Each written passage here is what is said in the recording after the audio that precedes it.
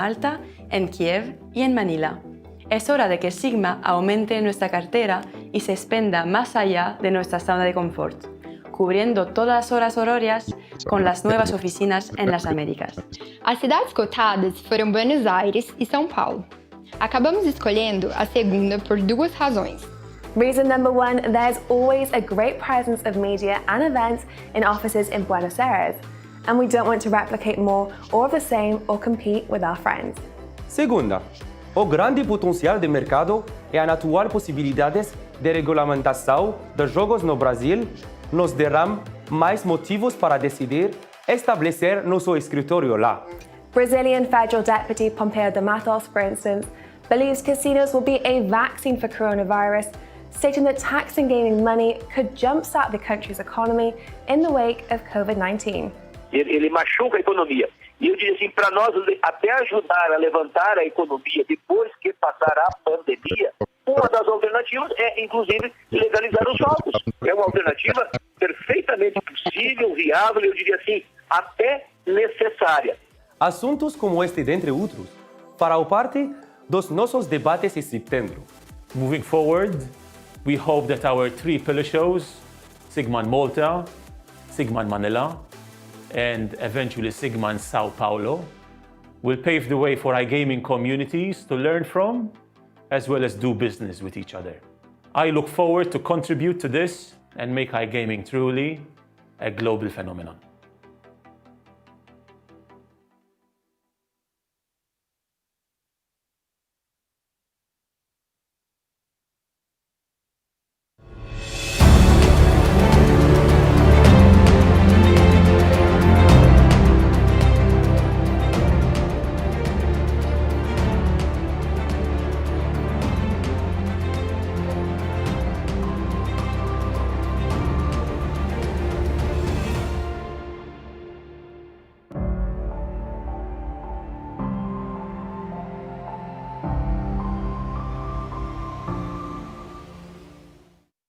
iGaming is truly becoming a global business.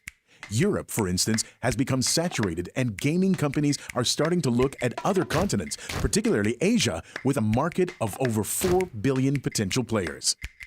That means you, as an iGaming professional, have to attend shows across the globe, and not just in one continent. Old shows must make room for new shows in emerging markets. In this short video, we will outline why Sigma Malta, Sigma Latam, and Sigma Manila are worth investing in. Here's 3 main reasons. Reason 1, emerging trends. When we started Sigma back in 2014, we strongly believed that Sigma must embrace all 3 verticals. Today's super affiliate, for instance, is fast becoming an operator, thanks to lower barriers to entry.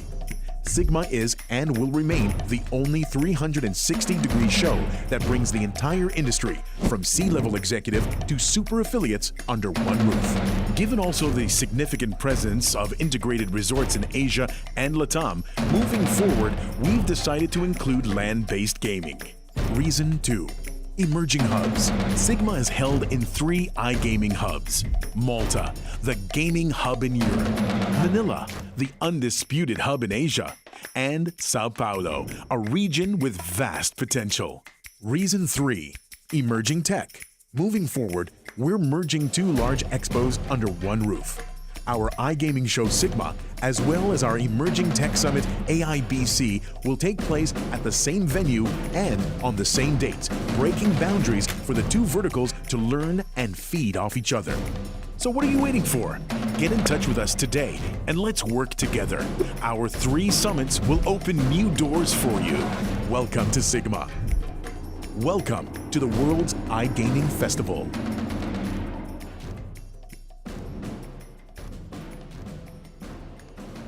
In terms of their collaboration models. Okay, interesting. And so Marcelo, regarding the UN, how can they facilitate with more pragmatic solutions that are kind of adapted to the local needs? I would split that into multiple segments. I think at a federal national level, sometimes getting out of the way is the best thing they can do. They'll try to understand that legislation, and I'm not trying to come across as a libertarian here, but every time you add a new piece of legislation, it's kind of a brick that will come with another brick on top. And then it's much harder to remove older legislation, and it gets complex, and you end up in a situation where at the federal level, in most nations, you want to be extremely careful. You want to stimulate the innovation. You want to make sure that the funds are available. You have certain types of subsidies or rebates, but it's never one solution fits all, because all politics are local. Like you may have the kind of situation where in some areas of a country, and I'm really talking about from micronations all the way to China, right? You're going to have different problems that need to be tackled. And when you try to create a framework, it needs to be as flexible as possible. So what tends to work quite well is allowing the municipalities to make certain decisions and concentrating where the higher levels of government, states, and in the case of Switzerland, the canton or the federal level. I live in Switzerland, so I'm more comfortable talking about the way things work here, and it so happens to be the most decentralized country in the world. And no wonder I've been working with blockchain since 2013, so I'm very comfortable around here. And you end up in a kind of context where in our specific case, like here in the community where I live, a small village with 500 people, we kind of have more sheep and cow than people. And they decided to build a giant fire station because they didn't have one that was good enough for the number of people in the region. And all of a sudden, there was a discussion at the municipal level, and I said, okay, we want to increase the fire fee to an exorbitant level for a certain number of years to be able to invest into something that is going to last for another 20, 30 years. If you had the federal government saying you all must pay 20 times more in a fire fee because someone in the capital decided to do so, we would have been happy because we decided to do it anyway, but with everybody else. Right, so you need to make sure that the minimum standards are secured, that you enter into relationships and agreements with other countries where, kind of dialing back a little bit to discussion in terms of Sweden, I first talked about the sticker solution in Ukraine when we got invited as a small committee from the UN to talk to a group of cities in a very poor region. I mean, not the poorest, but definitely not at the level of the capital in Kiev. And we're just trying to tell them that, look, no, to make a city smarter, they don't need to spend that much money. And of course, the sticker solution would never work without the app. The app would never work without a backend that was expensive to develop. But guess what? It has already been developed by the city of Stockholm. And the city of Stockholm and the region in Ukraine, they're not in the business of competing with one another.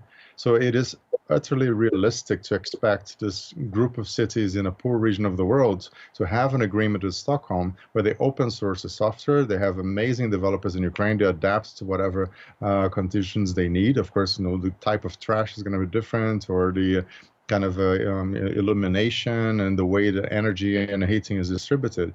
But the core software is already there. So I think that at a federal level, what could happen is that the governments of Ukraine and Sweden, they come up with an arrangement for saying which cities in Sweden have already developed technology that can benefit the poorer countries in the world. Ukraine took the lead, so the ones inviting the committee to go there to try to help out.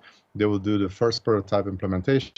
Everybody. The UN looks good because they did the kind of ice-breaking and introduction. The city of Stockholm is going to be seen as a technology leader, and the cities in Ukraine not only get the benefits of having the technology solution at maybe 1/10 of the cost, because most of it is developed anyway, they get to be seen in the developing world as thought leaders as well. So this is what I would like to see federal governments doing more and more, defining frameworks.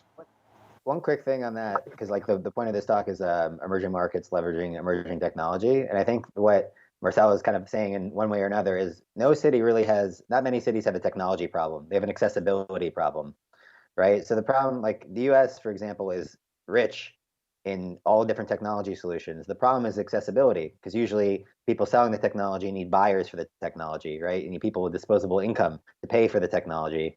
And usually that means our most disenfranchised and marginalized neighborhoods don't have access to it, whether it be broadband, or whether that be mobility solutions, whether it be mobility solutions that we know today, like public transport, or future ones like autonomous vehicles or something like that. And I think that what's how cities are going to kind of emerge out of what we're kind of experiencing today is less of focus on technology procurement and more innovation in policy. Because I think a lot of what Marcelo is mentioning is it takes not innovation into technology, i.e. the city has a technology and you want to offer it somewhere else, but more innovation in a policy so the accessibility of that technology can easily, I guess, navigate more capitalist motivations and weave through that for the common good, which was the original intention. And right now, there's a lot of blockades and a lot of bottlenecks in place by virtue of more the capitalist side of smart city solutions. Because again, it's an industry, right? And by virtue of industry, that means you have to sell a widget, people have to buy the widget, and then that needs to somehow monetize in a way or at least break even. So that's why you see a lot of deserts of these technology solutions in any region, whether that be Asia, Europe, Latin America, or North America, just because that there's a company that sells it and it doesn't make financial sense to put it in places where the people can't actually afford it, or municipalities, or they're not going to spend time reaching out to small village municipalities because they don't have the budget that a New York City has, or a London has, or a Berlin has. So I think that if you kind of look at it less of a technology problem or challenge and more of a policy challenge. So basically, we need cities less to be our CTO, and we need them to be like our best lawyer. So I think that you're going to see a shift in terms of what the motivations are, and B, how they hire and what type of personnel for what purpose. And that in turn will spread the abundance of technology we already have, but also just in turn create better good for more people at the same time. Okay, amazing. So you both touched on a couple of ideas. Mainly, that the technology is there, but also that simple solutions are important. So where does blockchain fit into this? How is it changing the game? And also, how many solutions have been implemented in 2020 with the current situation you touched upon, Faris? Yes, I mean, I think it depends on region. So a lot of the problem with implementation of blockchain, I would say on a city level, because usually cities are trying to address challenges that aren't adequately addressed on a higher level of government, right? They're kind of like the last stand. So a lot of the time they're just putting out fires versus like thinking, okay, what is our next 2 years going to look like and how are we going to build towards that, right? They're just trying to just figure things out in the moment. A lot of the time not their fault, but nevertheless, that's kind of the behavior. And the problem with cities is that they have an abundance of data, but they have a lot of scarcity around other things like budget and who's responsible for what and all those kind of things. So the biggest kind of impeding factor, I would say, of blockchain in cities, at least in the North American context, is education, because people don't feel comfortable with change. So you're not going to change from a database solution to a decentralized solution if you're not adequately educated on what it means, what the impact is, what the costs are, how does that intersect with ongoing initiatives under my remit, under my colleagues' remits, and so forth. In Europe, I think you see a lot more money in experimentation.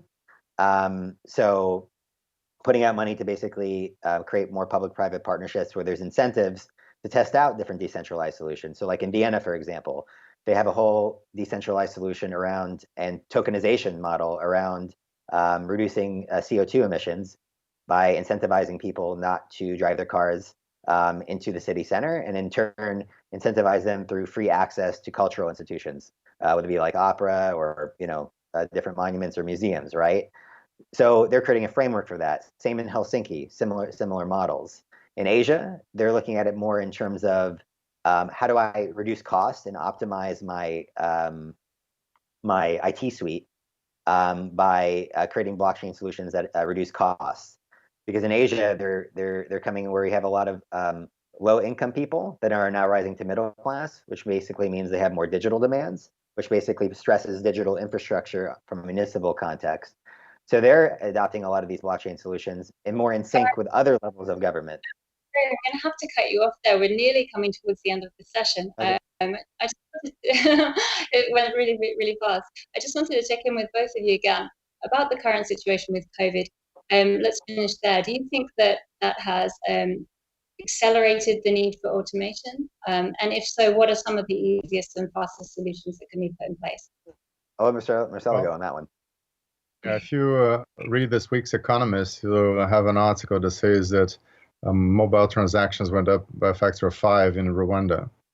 Now, anything that requires you to touch stuff that other people have touched before, to have personal contact, or to put you in a situation of risk, already identified or to be identified in the future, is going to work as an incentive in terms of automation. So yeah, blockchain technologies, because they facilitate so many processes that are clunky and unnecessary by nature, they will get a big boost. And I would just like to make a quick note, because I know you're getting to the end of the session. When I was talking about Stockholm helping cities in Ukraine, that's the flow in one direction. What happens in the blockchain space is that many companies, because they have no track record other than the co-founders and investor back them, they need to have what's in the 2000s used to be called eyeballs, right? You want to make sure that you're reaching out to a massive audience. Blockchain technology does not necessarily require a huge amount of computing power, so even simple smartphones would be able to allow you to access many of those advantages or new systems. And that puts the poorer countries that do have a basic infrastructure, like India, for instance, where the bandwidth is actually very cheap, to serve as the platform that proves that those technologies have reached maturity. So you can have a pilot that works really well in Vienna, and the company that got close to nothing from the government, maybe a grant from the EU to run the pilot, needs then to go to a much less affluent society to get to the 100,000, to the million, to the 10 million users, which is basically the proof in the pudding. I mean, once you are capable of showing that millions of people benefit from your solution, those solutions can more justifiably be transported back to the more developed world. So blockchain turns things upside down. How far away are we from that? Faris, what do you think? Yeah, I'll just I'll bookmark it and we'll end on a high note. I think what Marcelo is kind of saying is also in the context of cities, the biggest hurdle is where have you done it before? And a lot of the problem with blockchain solutions in cities is that they haven't done it in many places, right? But that's more of a behavior from a municipal standpoint than it is a virtue of what blockchain technology is. So I think through education, that's where maybe you can leapfrog that resistance. In terms of COVID, I think that from looking at it through a city lens specifically, and like through an automation context, I think that you'll see cities focused on two distinct things in much higher order. One, I think revenue. So I think they'll be more kind of equipped to like, okay, how does this solution actually monetize? Which is not a kind of a default behavior from before, because now their coffers are pretty dry and all that. The second, from an automation standpoint, is that as we're seeing jobs go away, that's obviously stressing their infrastructure, it's stressing the cultural fabric of cities, most violently in the US. But the thing there, though, is I think that doubles down on how much they focus on policy to enable these automations to exist, while not leaving behind the workers that are essentially got displaced by the technology.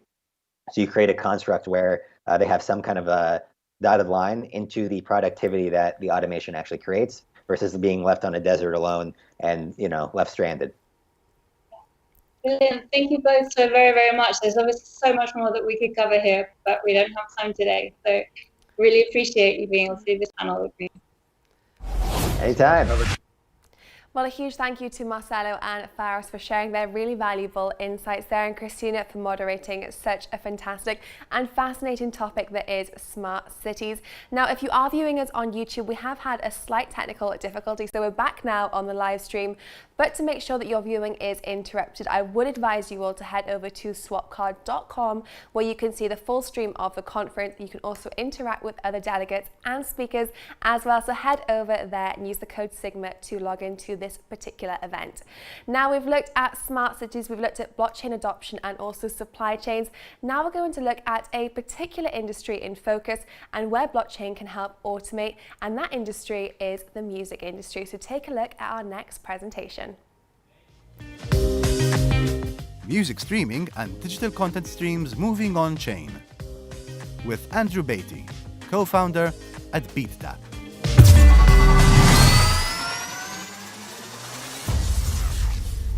Hi, I'm Andrew, and today we're going to talk about why music's moving on-chain and how Beatdapp's participating in the overall streaming economy. First, let's talk about streaming and why it's important. For decades, physical distribution is what mattered. You would deliver CDs, albums, tapes, etc., and you would track exactly how many of those went out and how much was owed for royalties back to the labels and the artists. It was easy to track. A certain amount of CDs fit onto a pallet, a certain amount of pallets fit inside of a truck, a certain amount of trucks went out to the different stores, and you would send bin pickers to go and make sure that the CDs or the albums that you intended to be delivered were actually in those bins, and you could check through seeing how fast they were selling. It became pretty easy to physically verify how much was actually sold at retail locations. Fast forward to digital. People started downloading. Really, in the 2000s, it became easier to download a track than it was to go and buy it, and it was cheaper. So that led to tons of piracy, which then meant that there was very few royalties going out, and you saw this severe slump in the industry. Then came streaming, and that really revolutionized and revitalized the music industry, because it was now cheaper to stream a piece of content or a song than it was to digitally steal it or download it. And that's where everything changed. For the first time, you weren't just getting a royalty on the point of sale or the purchase, but it was an evergreen royalty. The more people listened, the more royalties were being paid. But there's no physical way to track that. The way it works today is that an artist might deliver their music to the label. The label will then often give it to a distributor whose job it is to format all the data and put it into all the streaming services, or they might do that directly themselves.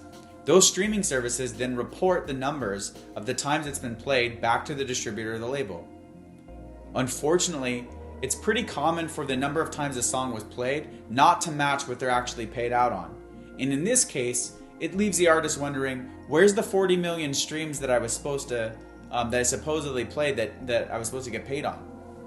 Because the way it works today, like I mentioned, is that streaming services self-report their numbers, and then the labels invoice based on that number. But what's been found in a number of audits is that those play count reports are often 15% incorrect, and that's leading to a multi-billion-dollar problem for the music industry. And with 600 streaming services globally, play count auditing has become time-consuming, expensive, and near impossible to complete. And streaming services have a problem too. Play count errors have led to dozens of lawsuits from rights holders from around the world. Entertainment One, the largest independent music label in the world, came to us and asked for help solving this problem. They represent iconic acts such as Snoop Dogg, Death Row Records, the Lumineers, etc. They believed blockchain was the solution because in an industry where nobody trusts each other, it allows everyone to participate trustlessly while still maintaining their data privacy. So we spent 15 months in stealth mode building the underlying protocol capable of processing 1 million streams per second per region, which is the equivalent of what's needed to turn on every streaming service worldwide simultaneously. The way our system works is that as a user plays a song, it sends that request into our blockchain network. Our network is comprised of music labels, streaming services, and ourselves. Our nodes validate that request and say, we recognize that user, it's met all the play count conditions required to satisfy a play, and then all of them cryptographically sign that receipt and acknowledge that this play was real from that user and it should count towards the overall play count ledger. In this way, you not only have tracking, but an audited record with real-time reconciliation. Our team has over 20 years of management experience, with 15 years specifically in the music industry. At some point in our careers, every major label has been one of our clients. We then went and built a rockstar advisor board, which includes the former Prime Minister of Canada, Stephen Harper, the former CEO of Sony Music Nashville, and the former CEO and founder of Priority Records, who sold in excess of $1.7 billion in recorded music. There's so many different use cases where blockchain can be applied and useful, especially in an industry where people don't trust each other, and accounting is a core function for paying royalties and/or licensing. If I leave you with anything, I'd like to leave you with this. Music streaming royalties alone will reach $30 billion by 2030, but there's currently a 15% reporting error, and that's led to a $4 billion problem that Beatdapp exists to solve. But how many other problems can be solved using blockchain for the music and digital content streaming era?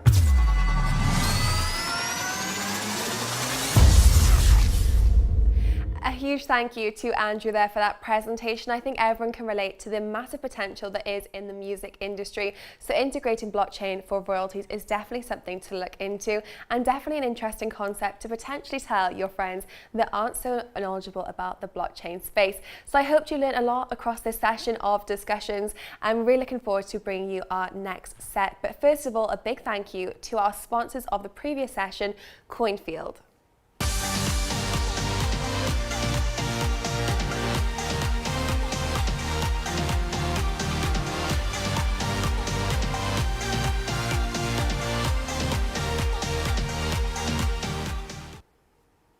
Now, our next session is sponsored by BTC Bit, so thank you to our sponsors first of all. Now we're going to look at a topic which a lot of our panelists in previous discussions have mentioned briefly, but now we're going to break into it a little bit more, and that is DeFi. There is a huge potential in this. It's definitely been one of the buzzwords of 2020 and something that a lot of our panelists have said to keep an eye out for. So I'm really excited to bring you our next panel discussion hosted by Jesus Rodriguez from Into the Block.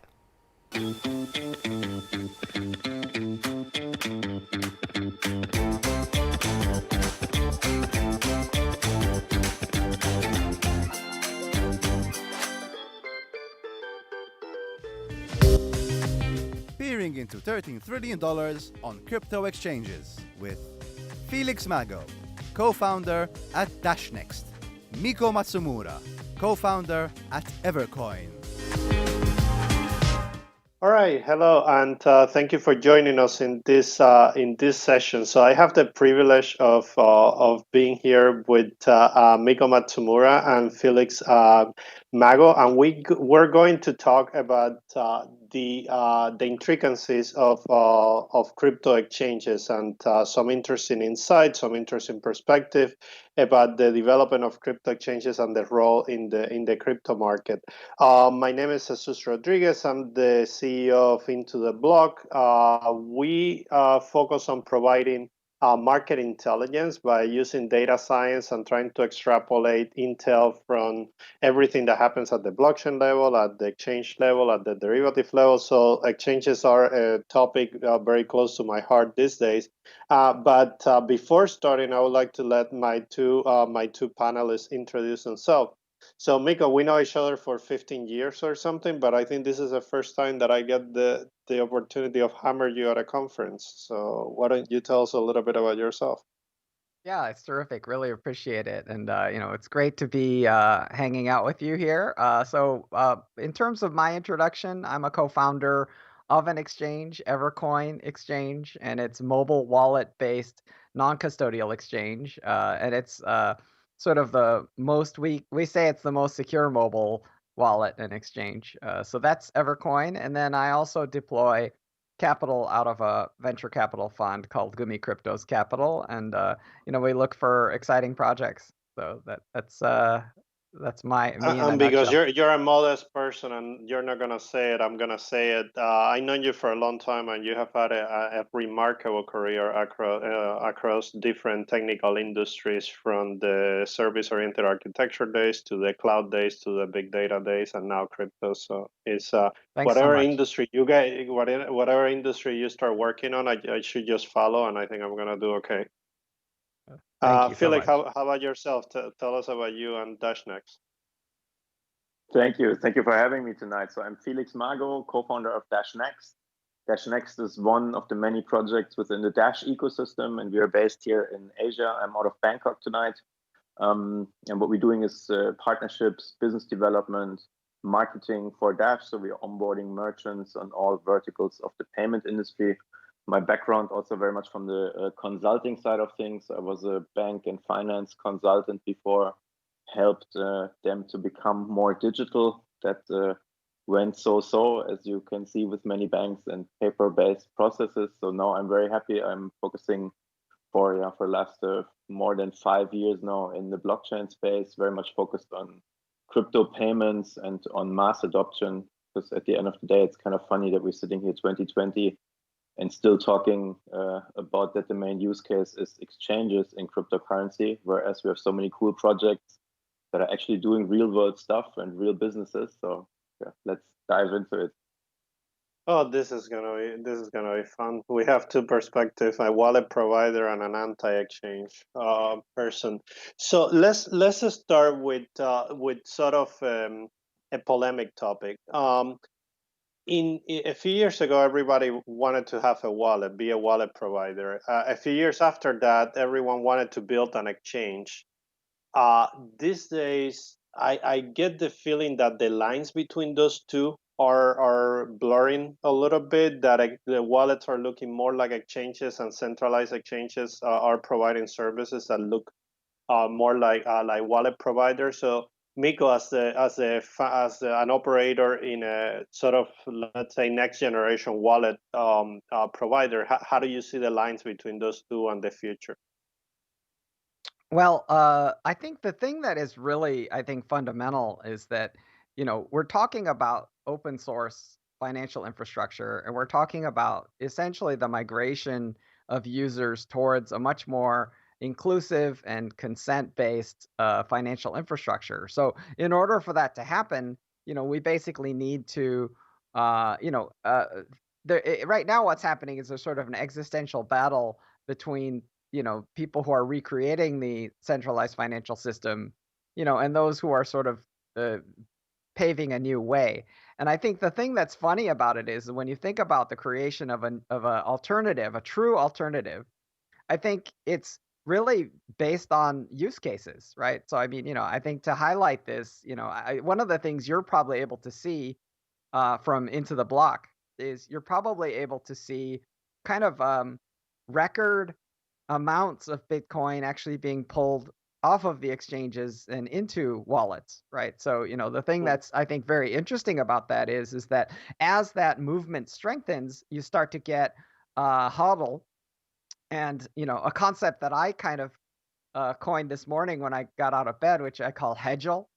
Which are kind of really primary use cases, right? And I think there's even a third primary use case, which is kind of interest and kind of interest-bearing crypto, whether it's centralized or decentralized. So, my thoughts are that, historically, those forces are kind of pitted against just pure speculation. And pure speculation is what you see when you see the whales jumping in and out and you see this pumping and dumping effect, and I think those two forces are kind of like pressing against one another in this time. Felix, could you complement that? How do you see the lines between wallets and exchanges in the future? Yeah, for me, it's also very much about use cases. I can only agree with what Miko just said. For me, also coming from the side who's doing adoption and who's trying to convince regular merchants that are completely non-crypto, that are in fact, don't really care about crypto, never looked into it. And we're talking with so many merchants, and the most common question is, do I have to invest anything? Do I have to take any risk? And how can I be sure that tomorrow half of the money is not lost, right? So for us, it's a very key factor to really find fiat on off-ramps. And in order to do that, you have to comply with local regulations, with local governments. And this is exactly why we also need blockchain intel, to provide data, because, I mean, at the end of the day, it's nice to dream along and to be we revolutionize everything. But at the end of the day, if you want to do real business and if you want to drive real adoption, you always come sooner or later to the point that you have to integrate in classic systems. So, it's for us really. So let me press a little bit on that. Let me press a little bit on that point. Are wallets going to be a concept a few years from now, or they're just going to be hidden behind other things and just being like a key infrastructure point that you use and nobody cares about how they work internally? Now, please don't get me wrong. I'm absolutely pro financial freedom and absolutely pro have your own finances, do whatever you want. It's like it's your money, it's your choice. This is like kind of our claim as well. So I'm completely pro with it, right? But for me, it's about giving users choices. And we're 2020, and I was just joking with Miko. We are 2020. Everybody's talking for over a decade now on hey, we can buy now stuff with cryptocurrency, you know, the only use case is you can trade it and you can speculate with it, right? For me, with like want to drive this digital cash and want to drive like real mass adoption, to go out buy a hamburger tonight, right? To go out buy my next hotel room with cryptocurrency or Dash or whatever it is, right? We're still so far away, and this is why we have to, you know, deal with the realities, and the realities is many people are super far. So for me, it's not, you know, you can't educate every user to be a crypto anarchist. Most probably many people don't care and won't ever care, right? So for me, it's about offering choices and giving opportunities, you know, and if you need a fiat exit, so be it, you know. I'm more happy you will accept cryptocurrencies with a fiat exit than you only accept Visa payments. Interesting. So let me take a tangent here. So in the most crypto exchanges today, they're modeled out of the traditional capital markets active investor exchange with order books and flashing lights and all those things. Those are products for traders and active investors. Where are we leaving the passive investors, right? Amico, I think you spent some time thinking about this. Like the future of in any asset class, passive investment plays, you know, a substantial role. And when we look at crypto, it doesn't seem that we have a ton of products for that. So is that something that exchanges should be looking at? It's something that wallets should be looking at, or how does what are your thinking in that area? Yeah, so I'm I guess, to use kind of a phrase from the popular culture, you know, I'm less kind of aggressively binary, you know, so I kind of, you know, you could call me a crypto non-binary person. You know, the mood around this is that it's important to understand that it's not DeFi versus CeFi, right? Like if you look at something like neobanking, right? So neobanking, like if you look at like Cash App or if you look at Revolut, you can buy Bitcoins and you can also access kind of what I would call legacy financial infrastructure, you know, and that's actually meaningful, right? And to me, the thing that's interesting when you talk about this kind of tension is that, yes, like obviously something like Binance is built for pure speculation, but when you start to look at what Coinbase is offering in terms of things like staking products, right, then a passive investor can go into Coinbase, right? And, you know, and so what I mean by non-binary is that Coinbase is 100% centralized, right? But they're also offering things like, you know, staking in the sense of kind of things that mirror real world interest, right? So people are collecting interest, and that's a passive function, right? So a passive investor, as you describe them, can go to Coinbase and they can collect interest or staking rewards. You know, they have both, right? So my point is that you know, it's not necessarily kind of an either or. You know, I think you know, it's Felix said it well, which is it's about choices, you know, and I think that people are making choices. Now, I think the idea that people are choosing only speculation, I think, is an old narrative, and it's a tired narrative, right? Because, you know, if you look at this idea of, I mentioned that the number of Bitcoins held in kind of cryptocurrency exchanges is kind of at an 18-month low. It's around 2.3 million Bitcoin, you know, out of not,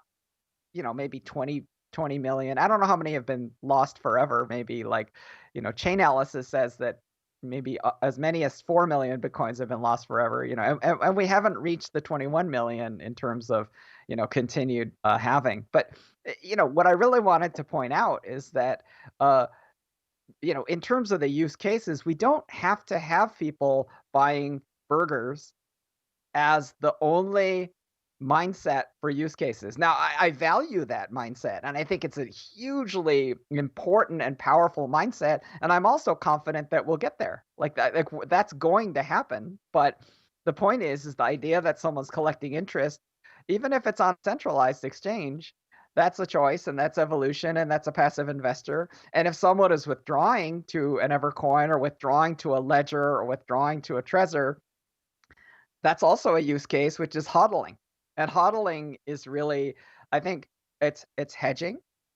And another use case can be, so, you know, call it fiat monetary insurance. And another use case can be thinking about it in the context of like hedging, right? So hedging means, improving your Sharpe ratio by holding something that may be somewhat decorrelated from some of the other things in your basket. So these are all use cases. So I think people who are like speculation's the only use case, I think they're really not kind of like enumerating real world functional use cases that exist today. And I don't think we need to go as far as buying a burger, which I think there's a lot of challenges to being able to do that. I think the first people that may launch something like that may be Square, because Square owns both the user side with Cash App, and they own the merchant side. So and they're getting really into places like Africa. And so Square may be the first company to do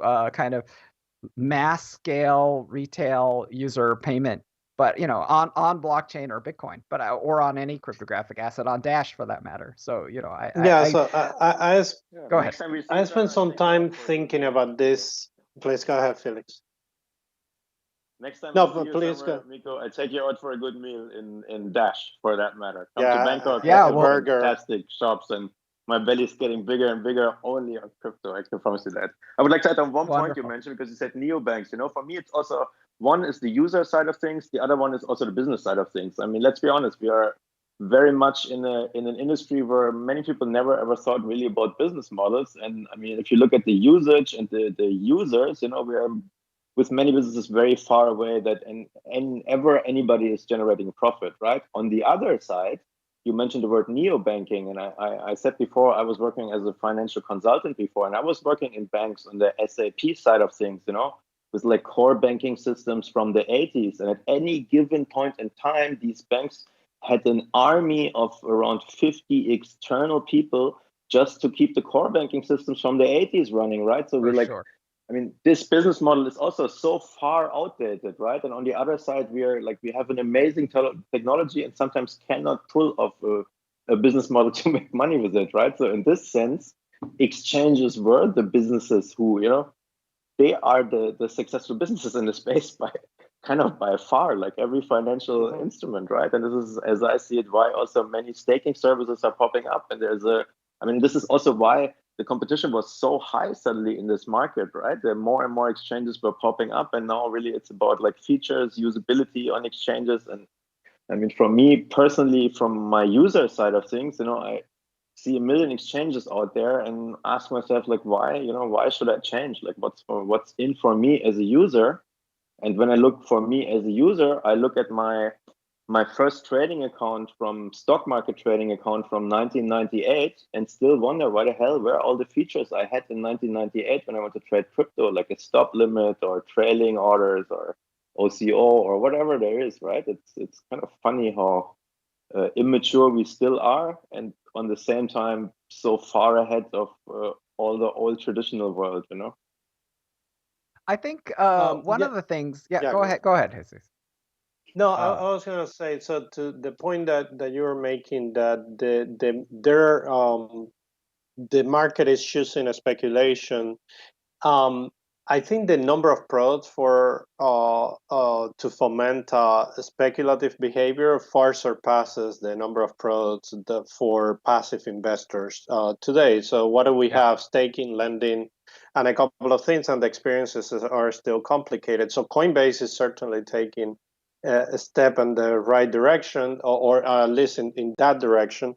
But the interesting question is, can we make the money for passive investors smarter, right? Because most passive investors, we see this all the time, Bitcoin sitting on wallets there forever, right? And they're not earning interest, they're not doing anything, they're just there, right? And being a programmable asset class, we should be able to build smarter mechanisms for that crypto to increase its value.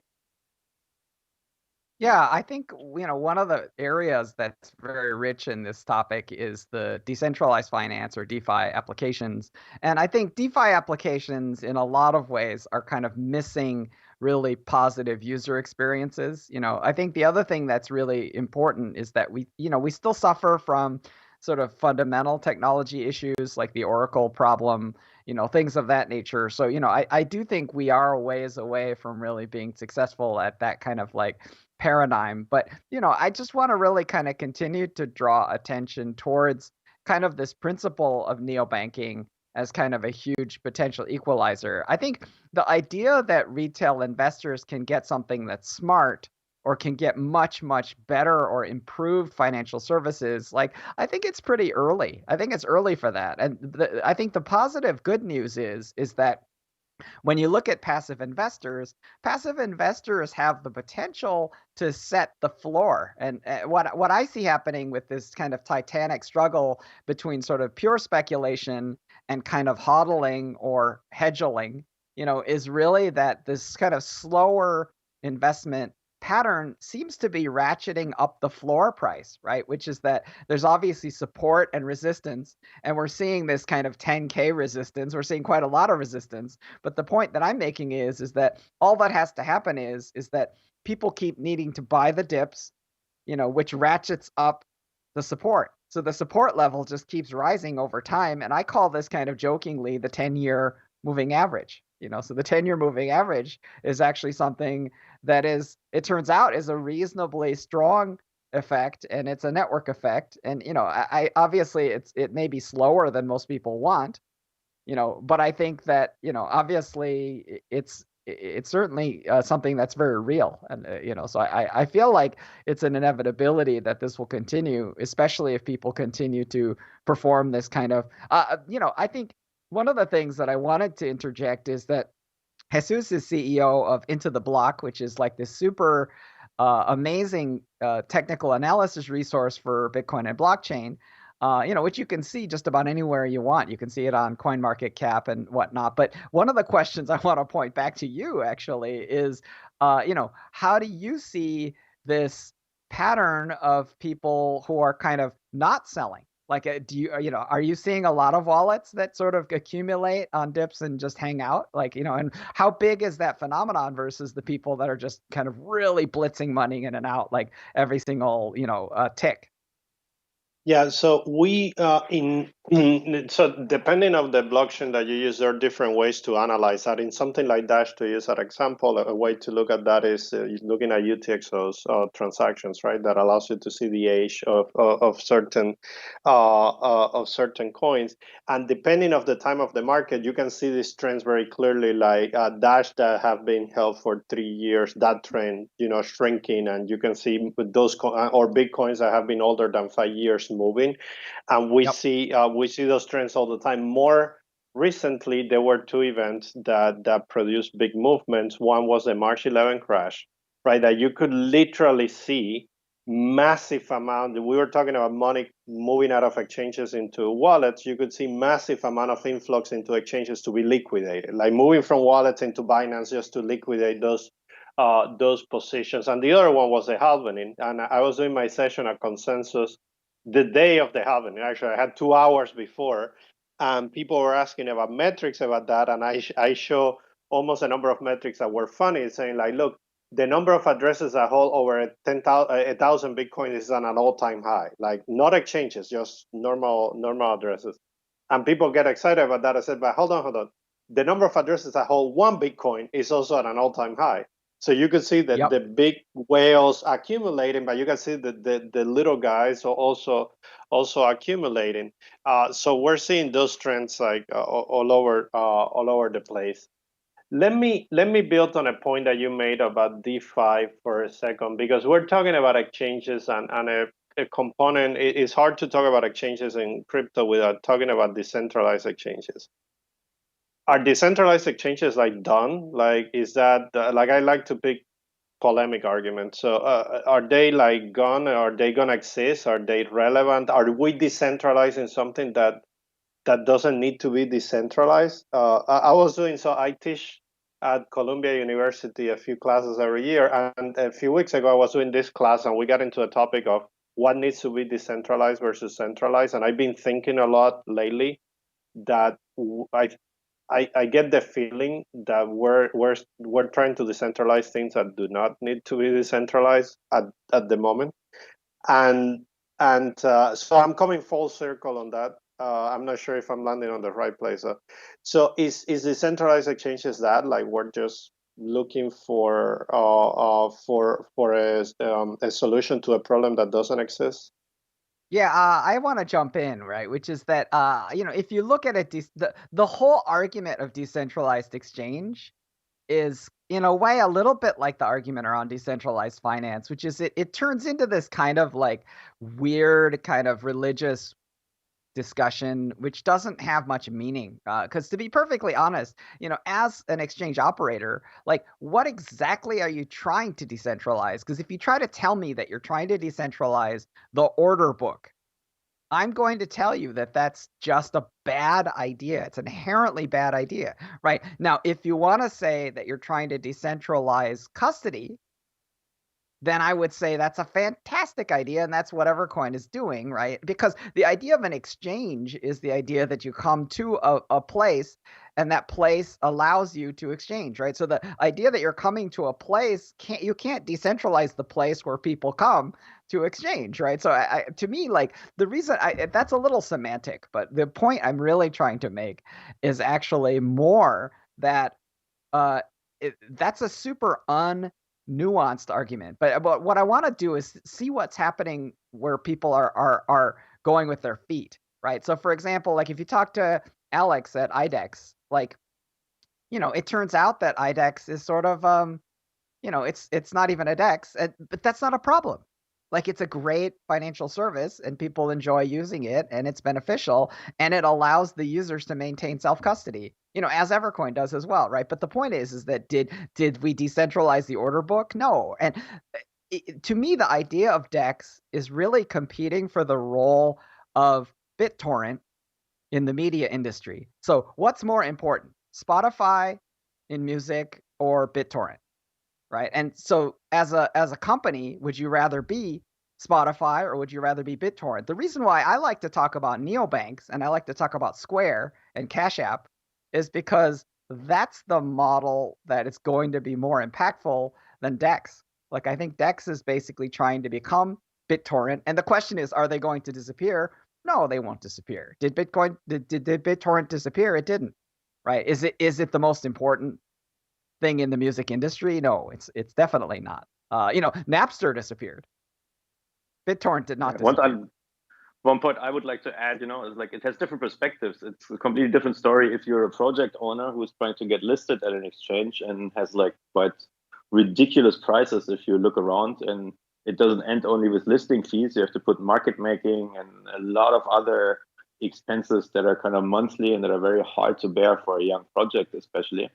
So it has not only the user side, right? And from the user side, obviously, at the end of the day, you don't want to end up trading your coins without liquidity, right? So these are two sides of the same coin, and I think decentralized exchanges have their place. Be more direct. So are DEXs here to stay, or the concept is hardly irrelevant at this point? I think it's about the use case, and it has to evolve. I just saw one new project which says instead of giving monthly money to market making to a centralized exchange, we decentralize our own project. And if you buy our token, X% of what you buy goes to market making and to provide liquidity for our own decentralized exchange in the background, right? So this is like a use case I can see makes sense, right? So for them, they want to ensure liquidity. They want to ensure that people can buy their token for ETH. So why not? This is an idea. And I think we just haven't seen the killer use case yet, and this is why most decentralized exchanges just have quite empty order books, right? And this is why, for me as a user, I have very low incentives to go there. I'll be more aggressive and just say that DEX as a pure concept doesn't matter, and I will even go as far to say that DeFi as what I call a pure concept is also my next pretty challenged. Okay. Go ahead. Okay, so let's talk about that. Like, I have three more questions. Each one of them are very polemic. So that was going to be the next question. So DeFi, there is a lot of hype around it, and when you look at the services that are being provided, it's also questionable whether there is real value at scale. Let me pick my words here carefully because I think intellectually it's interesting, but is that is that really a concept? Is that really a pillar of a new financial architecture at this point? Or what we need is more programmable finance and less, decentralized finance? Yeah, I love that mindset and distinction, right? Because to me, when I see things like interest-bearing cryptographic exchange, and when I see interest-bearing crypto in the form of things like smart contracts, like I think that's absolutely a vital application. I think one of the risks in this kind of DeFi world is the dependency on this idea of a decentralized oracle. And I think that that's really problematic, right? Trying to decentralize an oracle is problematic. And I think the financial industry's pre-existing solution is to find a provider that is centralized and you trust that provider for the oracle, right? But other, and the reason why that works is because what you have, it turns out that code isn't law. It turns out that the law is the law. And if you believe that law is law, then you have to believe that you could actually get legal certainty instead of relying on kind of like mathematical certainty, because the thing that I think is important about financial services is that financial services really are much more about financial certainty, which is underpinned by legal certainty, right? And having rights. And so, not to be kind of the old curmudgeon, but like to me, I think that I love kind of seeing interest-bearing crypto projects. I love seeing DeFi, and I love to see the velocity of money through primary use cases that are exciting billions of dollars of asset value, right? So to me, like I'm a fan of everything going on over there, So I'm not a naysayer. I'm just saying that, like, people who are applying decentralized purity tests don't really understand problems like Oracle sufficiently to satisfy like me in terms of building out a real infrastructure for financial services. I just think that's not the right way. Let me to wrap this up. I have one more question, Felix. I'm going to start with you, and then I have two rapid fire questions, yes or no, that are controversial. So I was saving this one for the end. So centralized exchanges, we cannot talk about it without talking about the problems with wash trading, spoofing, and all those things. So Felix, any ideas how to solve those problems? What can they do? I mean, it's subject to, this is one of the pains of my existence, right? There's all sorts of market manipulation, trading behind the scenes, wash trading, spoofing. Any ideas that come to mind that just publishing stuff to the blockchains will help? Right? If they actually did that, what can centralized exchanges do? Okay, let me give you a very quick answer because I would love to add something what Miko just said. I think we from the usual financial industry, there's a lot of standards, and if they weren't there, the stock market would be the same mess like crypto is, right? So maybe it's a lack of regulation, and this is why companies like blockchain Intel and such are popping up, and are they have their space as much as I sometimes would like that they are not there, and that we have completely our financial freedom. I personally made my year, and this is to add on Miko, 2020 the year of DAOs, and for me, your previous question is very much a matter of perspective. We many times tend to be very Western focused. Me living here in Bangkok and going around in different Asian countries, I realize it's a completely scattered market. In fact, we just started our outreach in the Philippines, and to get strong there, it's a completely different world out there. And I mean, imagine being a Filipino, being an African, right? And try to get a job in the States, try to get a job in Europe. It's friggin' impossible, It's like you have to go through HR departments, you have to get a passport. We can pull off DAOs now. They're just like things in the internet, They don't care where you come from. They don't discriminate you with your passport, It's like you have to build trust, you have to show that you can do stuff. And one major thing about adoption, and also to get us out of, only having the use case exchange and trading, is people need to earn money in crypto, then it's suddenly your price reference. I assume we mostly earn in crypto, If you go out and get a hotel room, you probably think like, I don't know, 0.1 dash is an expensive cheeseburger, right? So this is exactly what I want. So I'm German. I live in Thailand. I earn in crypto. What is my personal price reference? It's dash, and I'm happy about that. The moment you start thinking about that, going to the US is just a pain if I had to get USD out of the bank. Quickly about the transparency issue, we were getting pressed by the to wrap this up, and I still have two quick questions. So, what do you think centralized exchanges should do to improve transparency?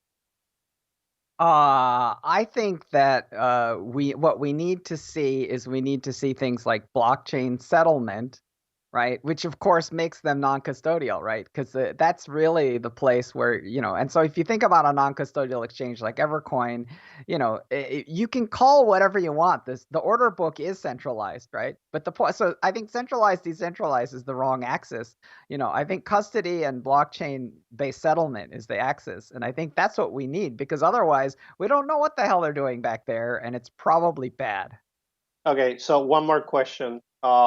Very quickly, a controversial opinion that you have about exchanges in crypto that by definition, most people are gonna disagree with. I'm gonna say mine. I think the winner in the exchange category is a type of product we haven't seen before. We haven't seen yet. Like, it's not what we're saying today. Okay, my controversial statement is Cash App is awesome and Coinbase is crashing all the time. And I think Cash App is going to win. That's my thought. That's not controversial. Everybody knows. Okay, Felix. My controversial statement would be, I like to see every payment company succeed, because I believe it's the entry for crypto to go also in there, to be an additional means of payment and not the only alternative. And I think everything has the right to be there. You two need to check what the controversial really means. But okay, so with that, we need to close the panel. Thank you very much to Miko and Felix for joining me today, and I hope you enjoy the show. Thank you. A great discussion there. Thank you so much to Felix and Miko for sharing your controversial statements and your insights on the cryptocurrency exchange industry. Now, our next discussion and presentation is one that I'm really excited to bring to you. Someone that has been a content creator in the cryptocurrency space since 2017 and has to date one of the most popular YouTube channels providing education and information on cryptocurrency statuses. So if you are viewing us on YouTube or Facebook, I would like to recommend you head over to Swapcard platform just so you can take a little look at some of the discussions on there. After this 10-minute presentation, Richard Els will be next, which is what a few of you are commenting on in the chat. So we've got a really great set of speakers for the next two sessions. Let's take a look at what is up next. The Evolution of Finance with Nicholas Merton, founder and CEO of Digifox. Hi everyone, my name is Nicholas Merton and I'm the founder and CEO of Digifox, and I want to start off by saying that it's a huge honor to be here with all of you at the virtual AIBC Summit, especially during these extraordinary times that we're living through. So to cut to the chase, I want to spend some time today to talk a little bit about not only what we've been working on here at Digifox, but speak to the broader vision that we share, that we believe we're currently going through one of the largest evolutions of finance that we've seen throughout our history. It's very clear that cryptocurrencies and blockchain technology offer a lot of promise. And even though over the last few years we really haven't seen it scale out to billions as promised, I think over the next 2 or 3 years we're going to see this start to happen. And it's going to become very obvious that this is going to be one of the greatest evolutions throughout financial history. So let's go ahead and first off talk a little bit about my background personally, just to give a little bit of information on myself. I previously, before founding Digifox, had created the YouTube channel Data which is the largest YouTube channel for cryptocurrencies on the planet with over 343,000 subscribers. It's been my honor to run the channel over the last 3 years and get to grow a community of so many awesome individuals who are sharing knowledge about cryptocurrencies and financial markets as a whole. But during my time period creating the YouTube channel for Data and continuing my already existing passion for finance from the last few years, I came to realize just how inefficient traditional finance was. And I think I want to spend some time here just to kind of display this in a little bit of a thought experiment here. So we have two very different individuals here. On the left-hand side, we have a standard kind of worker in the United States, maybe working a white-collar job, going through their day-to-day life. And then we also, on the right-hand side, have a Thai woman farmer who's currently running a farm operation in Thailand. So these two individuals are living very different lives. They are completely different corners of the world, going through very different work styles, and probably live in very different cultures and backgrounds. But what do both of them share at the end of the day? Well, both of them share a very difficult issue that practically all of us face. And that is the sheer fact that all of us as individuals, these two individuals included, are going through the same archaic financial system that has left them behind. When they're dealing with their daily financial activities, the traditional financial system is not there to fully provide for them. So let's go ahead and contextualize this a little bit, because they do face different issues at different scales. First off, finance is generally way too complex here in the United States and most Western parts of the world.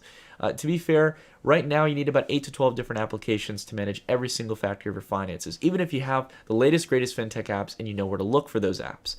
Along with that as well, banks aren't paying anything on interest. Right now, the average savings rate in the United States on over $9.2 trillion in deposits is 0.07%. And along with this as well, money is extremely expensive to move. When I can send a message across the world to another person in another country for free, I can't do the same with money. So there's a lot of added cost to transactions. And outside of this as well, there's a lot of issues for the Thai farmer as well, some that are actually probably even more severe. The Thai farmer, for example, might not be able to get access to basic banking services. So where we can go to, open up a bank branch account and have digital dollars, the Thai farmer doesn't have a place to store their wealth outside of physical cash. Along with this, credit is extremely difficult to come by. Farming operations, just like most businesses, take capital in order to start. And not being able to get access to credit can be a life or death scenario for many people in Thailand, especially when it's at high interest rates. And then outside of that as well, if the interest rates on the credit that you might be able to get weren't bad enough, then you have to deal with currency devaluation. And we're already seeing this in Latin America and some parts of Southeast Asia, as well as countries like Turkey, where there's a massive currency crisis going on, the depreciation of their local currency's purchasing power. So we can obviously see that all 6 of these major listed issues here, and more that I didn't even include, are severe, real problems in the world. These cannot be ignored any longer, and they have a massive set of ramifications for people's everyday well-being. So we have to go about building a better financial system. We have to build something that's simple for the end user to use, but along with that allows for anyone to participate across the world and provide the same equal level of financial opportunities at the same time. And that's what we've built with Digifox. So I want to spend some time now to talk a little bit about how we've gone through our design process to do exactly what I just claimed just a moment ago.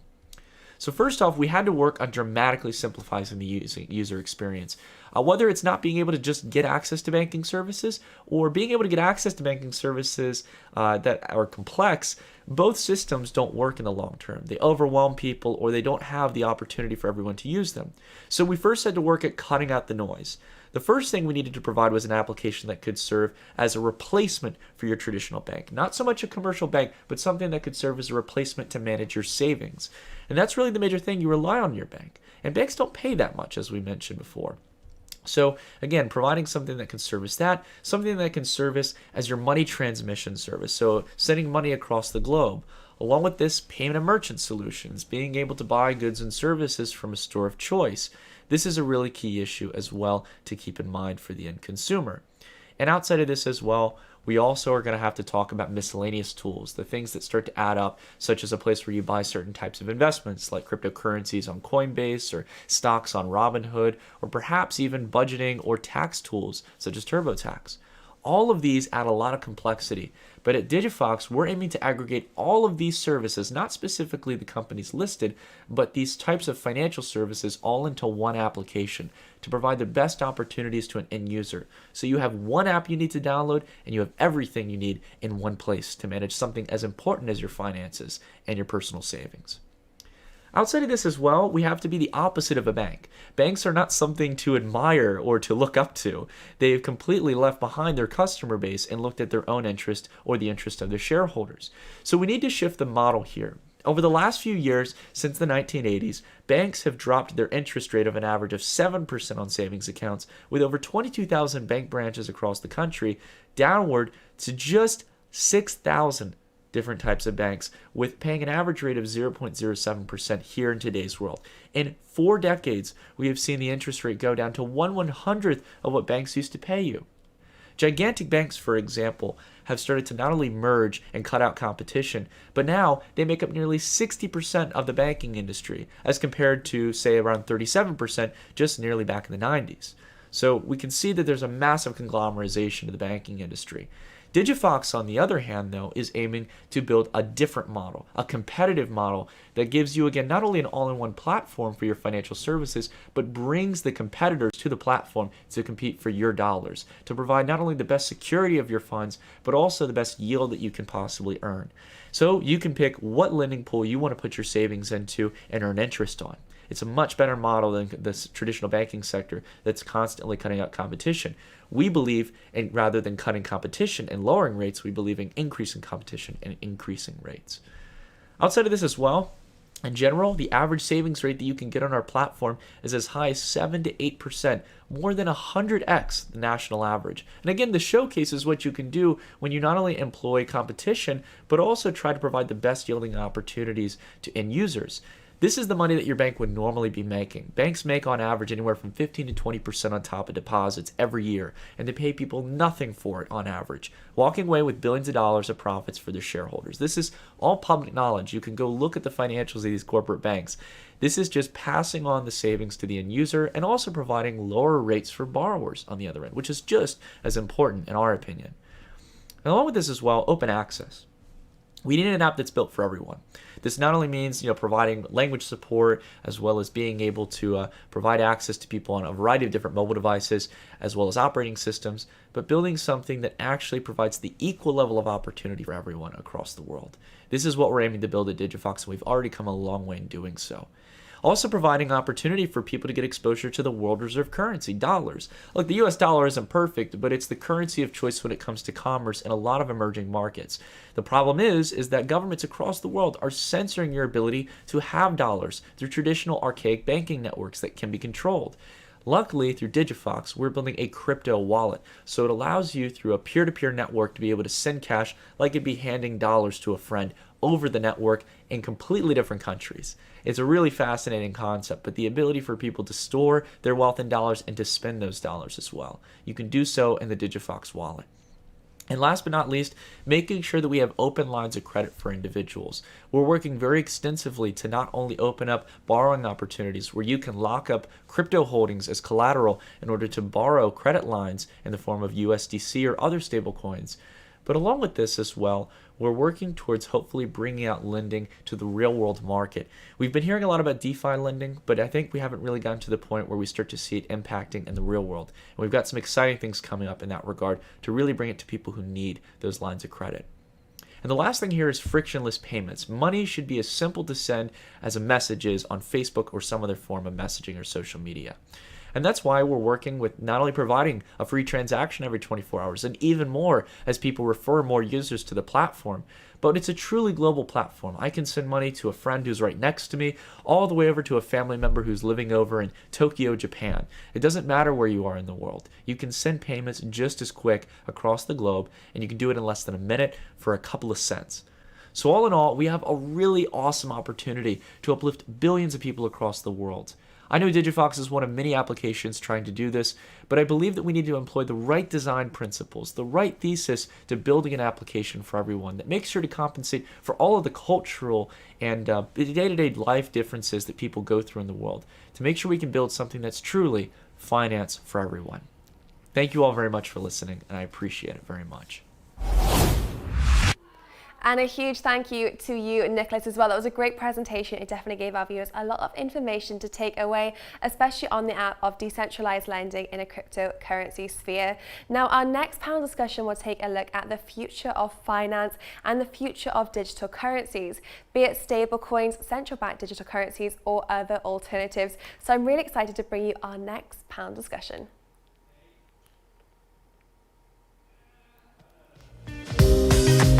The next financial system, digital currencies and beyond, with Gavin Brown, Associate Professor at Liverpool University, Kenneth M. Garfalo, Founding Partner and CEO at Block Relations, and Richard Els, CEO at Electroneum. Well, I'm really excited now for our next panel where we'll be discussing the future of money, where things go from here, whether it be stable coins, central bank digital currencies, or an alternative digital currency. So you've heard who will be joining us on this panel. I'm really excited to announce our 3 speakers that are joining us. So gentlemen, it's great to have you all on the line. First of all, thank you so much for your time today. And I do want to jump straight in, and I think, Richard, I will start with you. When we look at kind of the future of money, the future of finance and the evolution of money, one phrase that really gets a lot of people in the blockchain and digital currency space is bringing banking to the unbanked. And as we've noted, 1.7 billion people, according to the World Bank, do not have a bank account. How do we see the future of cryptocurrencies? How do we see them playing a role in this? Okay, thanks. Well, thanks for having me on the panel. Hello, everybody. Well, obviously, we've a good question to throw to me. We've been working in that space for 3 years at Electroneum, and we've got some pretty good insights, I think, into how people respond to that. Probably we're better suited to answer that question than most, I guess. So one is that lots of cryptos talk about how they're going to bank the unbanked, but they haven't really thought about the problems that faces. But actually, when you've given people the opportunity to get involved in a digital payment mechanism that they can use, then they will use it. That's what we've found, and we've found hundreds of thousands of people topping up their mobile phone airtime and data using Electroneum because we've made it easy, and that's the key to all of this. It's got to be easy. It's no good having a 40-minute confirmation time and everything taking absolutely tons and tons of time, like a lot of blockchain transactions do, and it's got to be super simple, and you've got to access it on a smartphone because that's the only access to the internet these guys have got. So once you start ticking those boxes, any cryptocurrency can be part of that solution. It just happens that's what we focused on. Fantastic. Well, thank you for clarifying that. And now, Gavin, I would love to go to you as someone that does educate people in the realm of finance and really help to decipher what's what and how to move forward. Cryptocurrencies themselves, they're such a broad term. So when we look at categorizing them, and I do want to ask decentralized cryptocurrencies, be it corporate issued non-sovereign bonds or central banked digital currencies, would you be able to identify and say that there's one that might be more of a front runner or more likely to be adopted than another? Yeah, so great question, and thanks very much for having me, Jessica, on the panel. I mean, from my own perspective, there's lots of different ways of breaking this down in terms of the taxonomy and how we classify different types of money. But one thing I always like to do is kind of look at where we are right now. So the United Nations recognizes just 180 fiat currencies globally. So obviously, if you go into a crypto compare or something like that, and you look at the number of registered digital currencies or decentralized currencies that have some kind of market capitalization, it's in excess of about 5,000. So I think one thing that transpires very quickly is in any terms of technology, there's always a demand for network benefits. There's a demand for a dominant player, and obviously 5,000 into 180 or even into a handful doesn't go, and so we're likely to see a handful of winners rather than spread across multiple currencies. I think the other thing to do is just to classify the 3 that I always look at. And one is the decentralized cryptocurrencies, so the likes of the Bitcoin and the altcoins. The second would be non-sovereign currencies. So these are currencies that are being created by corporations, still relatively new, but people like JP Morgan, etc., probably leading the way there, as well as Facebook in the retail space with Libra. And then finally, the response of the central banks, these so-called CBDCs, which is their response to try and maintain control of their monetary system. So very exciting space, and very much a 3-way split in terms of an academic perspective, at least. And Gavin, just to touch on that a little bit more, so would you say that there's one that might be more likely to be adopted? You're calling from the UK at the moment. Is there a hindrance when it comes to regulation, for example, that we might see central bank backed digital currencies as something which might come into fruition earlier than a completely decentralized currency? Yeah, I think this is obviously where you get into a bit of I wrote an academic article recently to basically saying that I didn't feel Bitcoin maximalists or maximalism was ever going to happen. And the reason for that is I just see as you say, the regulatory burden. effectively keeping those kind of decentralized currencies at bay. I don't think that means things like Bitcoin, etc., are a bad bet, and other currencies as well. I just mean that it's going to be very hard to kind of break into that mainframe or mainstream, if you like, without sort of a very extreme economy or global macro shock. But who knows, maybe we're experiencing that right now. So in terms of what might come to the fruition, I certainly see CBDCs as being very successful. I certainly see them being very successful even in terms of just shaking up the general currency wars that take place already. I mean, the US and China are facing off globally about economic supremacy, but also in terms of which currency is going to be the primary global reserve currency going forward. And something like a CBDC is going to mean that just because the average person in the average jurisdiction is normally their entire monetary system belongs to the nation state to which where they live, where they're domiciled, we could see that monopoly starting to be broken up, and people more capably switching between currencies, not just when they go on holiday or travel with business, but actually choosing to put their money with external jurisdictions through the means of CBDC and all that great technology which currencies like Bitcoin and co have brought to the fore, really. And Kenneth, you've worked very closely with some large cryptocurrency projects. When we talk about this move mainstream, as Gavin and Richard have discussed there, what's your take on everything? Yeah, absolutely. And most of my experience comes within the Tezos ecosystem. And in terms of friction, I think that's a very important word when thinking from a regulatory perspective. So decentralized cryptocurrencies have come under a great amount of scrutiny recently. I can speak specifically within the US. You have this big battle between utility versus security tokens, and are you starting to issue unregulated securities? So, I see actually that being a stop to the spread of adoption of decentralized cryptocurrency, or at least acting as a speed bump. The same thing with corporate issued non-sovereign currencies. I think you're seeing that same kind of speed bump when it comes to regulatory bodies being afraid that this could undermine their traditional financial systems. So the clear winner for me, if you're going to pick between the three, would be CBDCs, simply because the internal systems are the ones that are creating these and working to provide greater efficiencies for currencies. And I'm actually curious if Gavin has any perspective on if one of the first to market CBDCs could take market share away from the US dollar as being the dominant global reserve currency. And is it simply just first to market, the product becomes more efficient and becomes more adopted? Is it as simple as that? Kenneth, am I okay to respond to that, Jessica? Yeah, I mean, yeah, I don't sure. want to dominate too much, but so, please go ahead. Yeah, great point, really. And I think this is one of the great challenges. I mean, I don't know. I mean, I'm sure we all watched Mark Zuckerberg when he was being sort of questioned, etc., over in the US. And he very much the mantra and thing he was talking about, as well as all the data privacy, etc., was about this idea that Facebook, with their currency plans via the Libra Council and through the network of affiliates they've built, would be able to carry the charge to counter the threat, particularly from China, with respect to their CBDC and exactly what that would look like. And I think it's quite interesting there because obviously we talk about this kind of three-way battle for currency, but obviously in some parts of the world, such as China, it doesn't really exist as a three-way battle because the state and corporations are not in a state of tension because of the very nature of their political system. And whereas in the US, obviously that's different. You've got the Fed, you've got the likes of Facebook, lots of other very large American conglomerates and banks all kind of vying for, well, what are we going to do here? Are we going to have a nation-led response from a governmental or Fed perspective, or are we going to have one that's coming from a corporate orientation?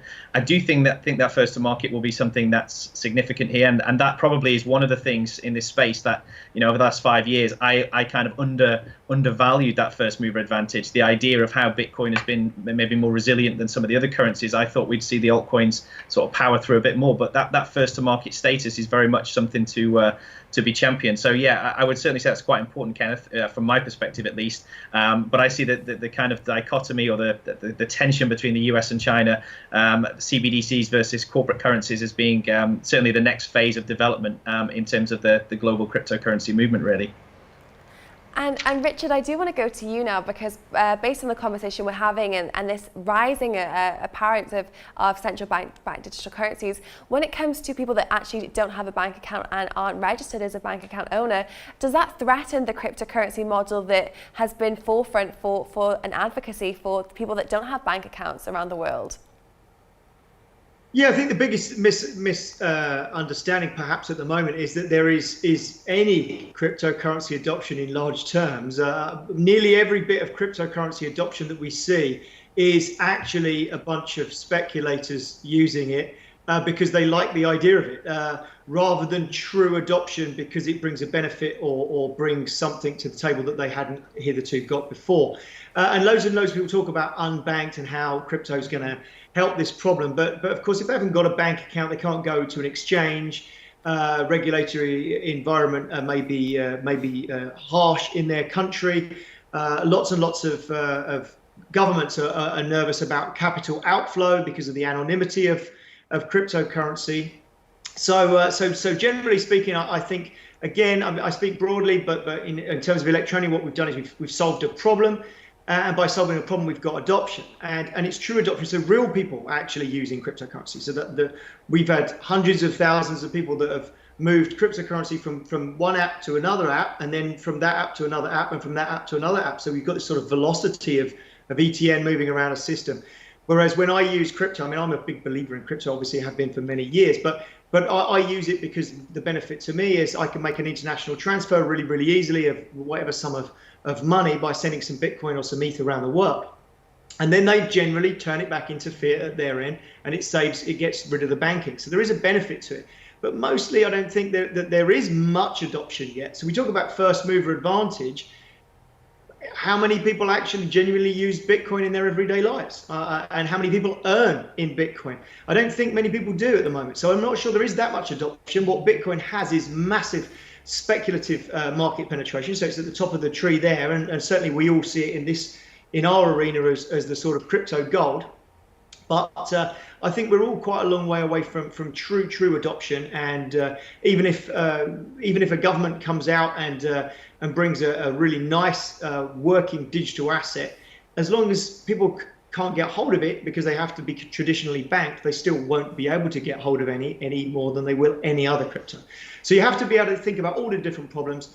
How are they going to earn this? How are they going to then spend it easily? How are they going to overcome the fact if you walk up to someone and buy something, you've got to be able to pick it up and walk away, not wait for confirmations. All the things that we've overcome in Electronium are problems that the whole thing needs to overcome in terms of global adoption of crypto. But they are all overcomeable, and they can be achieved. And I think that we're going to see loads of adoption.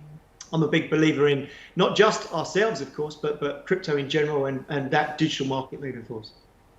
Sorry for a long answer. No, not at all. So this new financial system that we're talking about here, I think it's really interesting to see. There's the innovation, and there is the main goal, and then there's that pullback of regulation, and then this kind of this back and forward to get to a final end result. And this end result is something where if we look into the horizon, I think everyone's perception of the next financial system, that outlook is different for different people. So I want to turn to you, Gavin, and just ask you, do you see a financial system where cryptocurrencies would be the backbone or the core fundamental of the global currency? Is that something which is achievable in your opinion?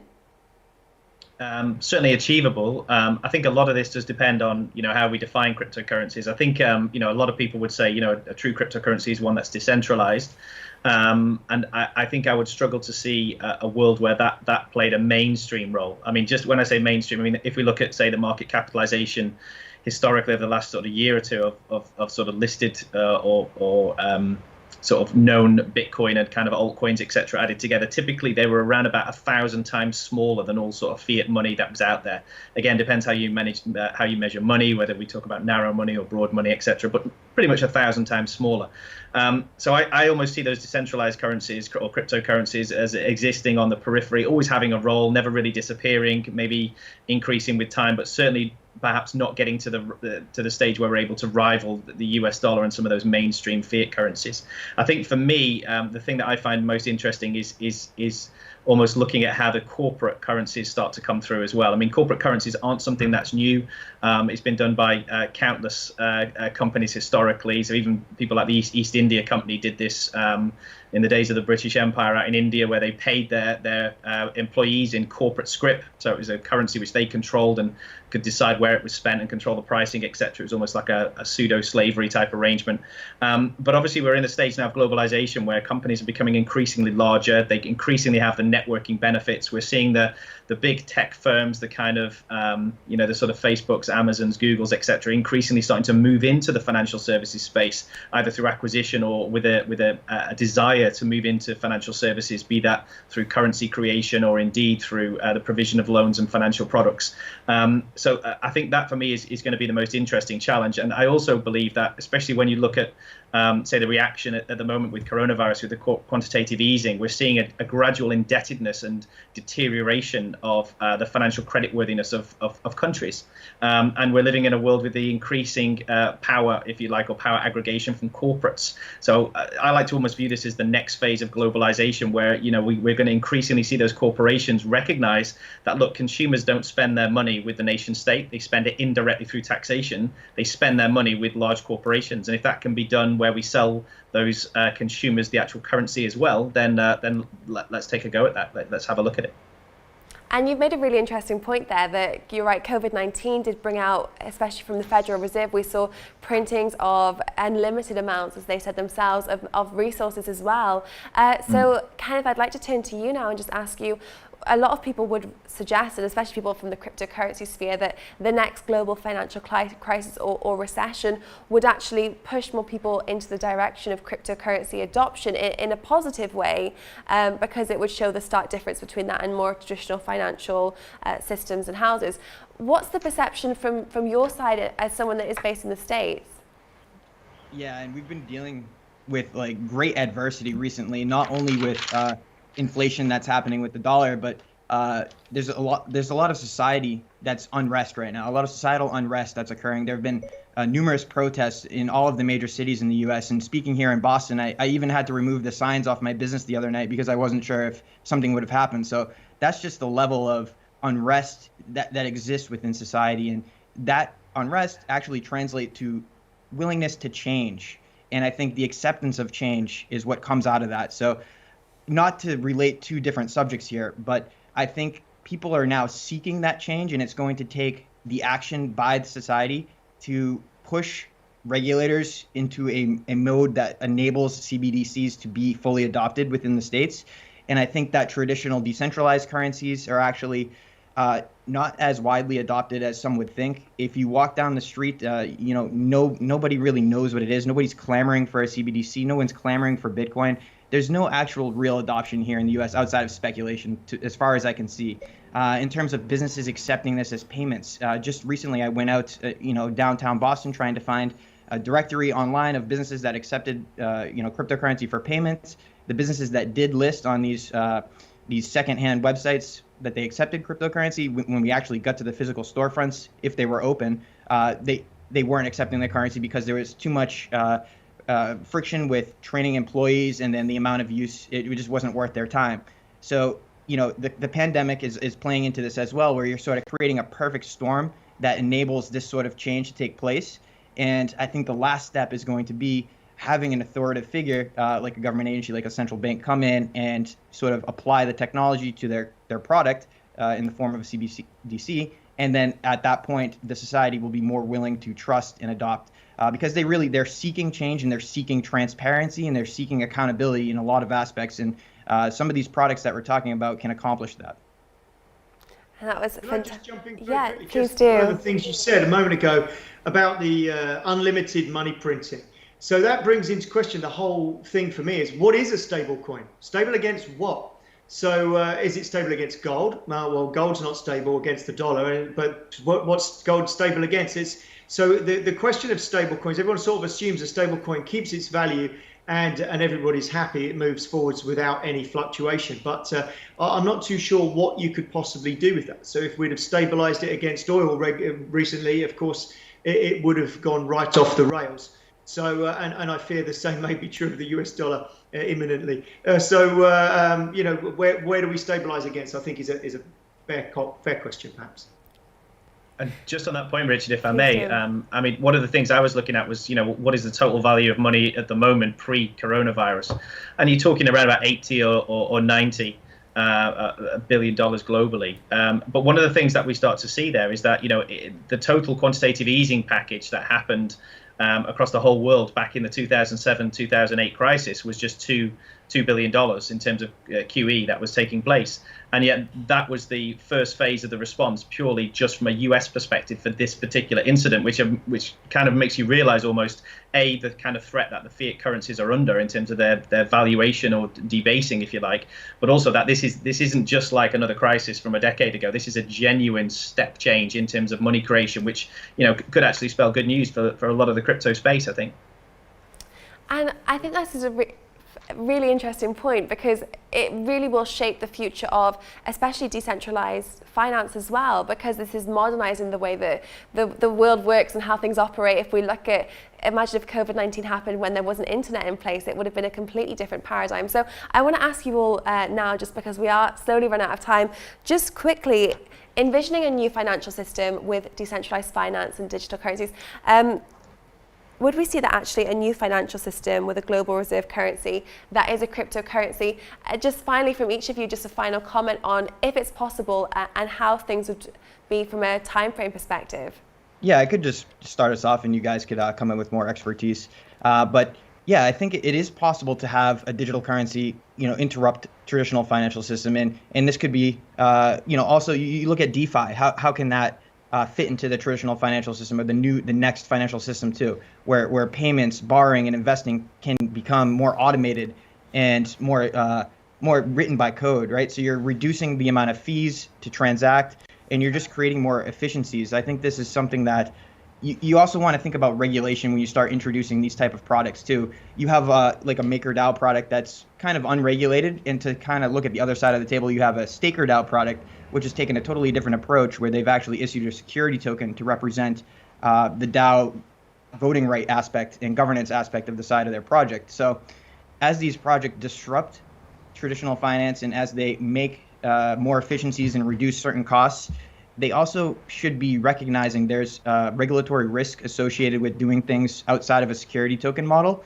and they should, you know, weigh that against the prospective benefits that are being added by their product offerings. And sort of, I'd like to see more of these DeFi products take the more risk-adverse approach and add security tokens as a part of their model.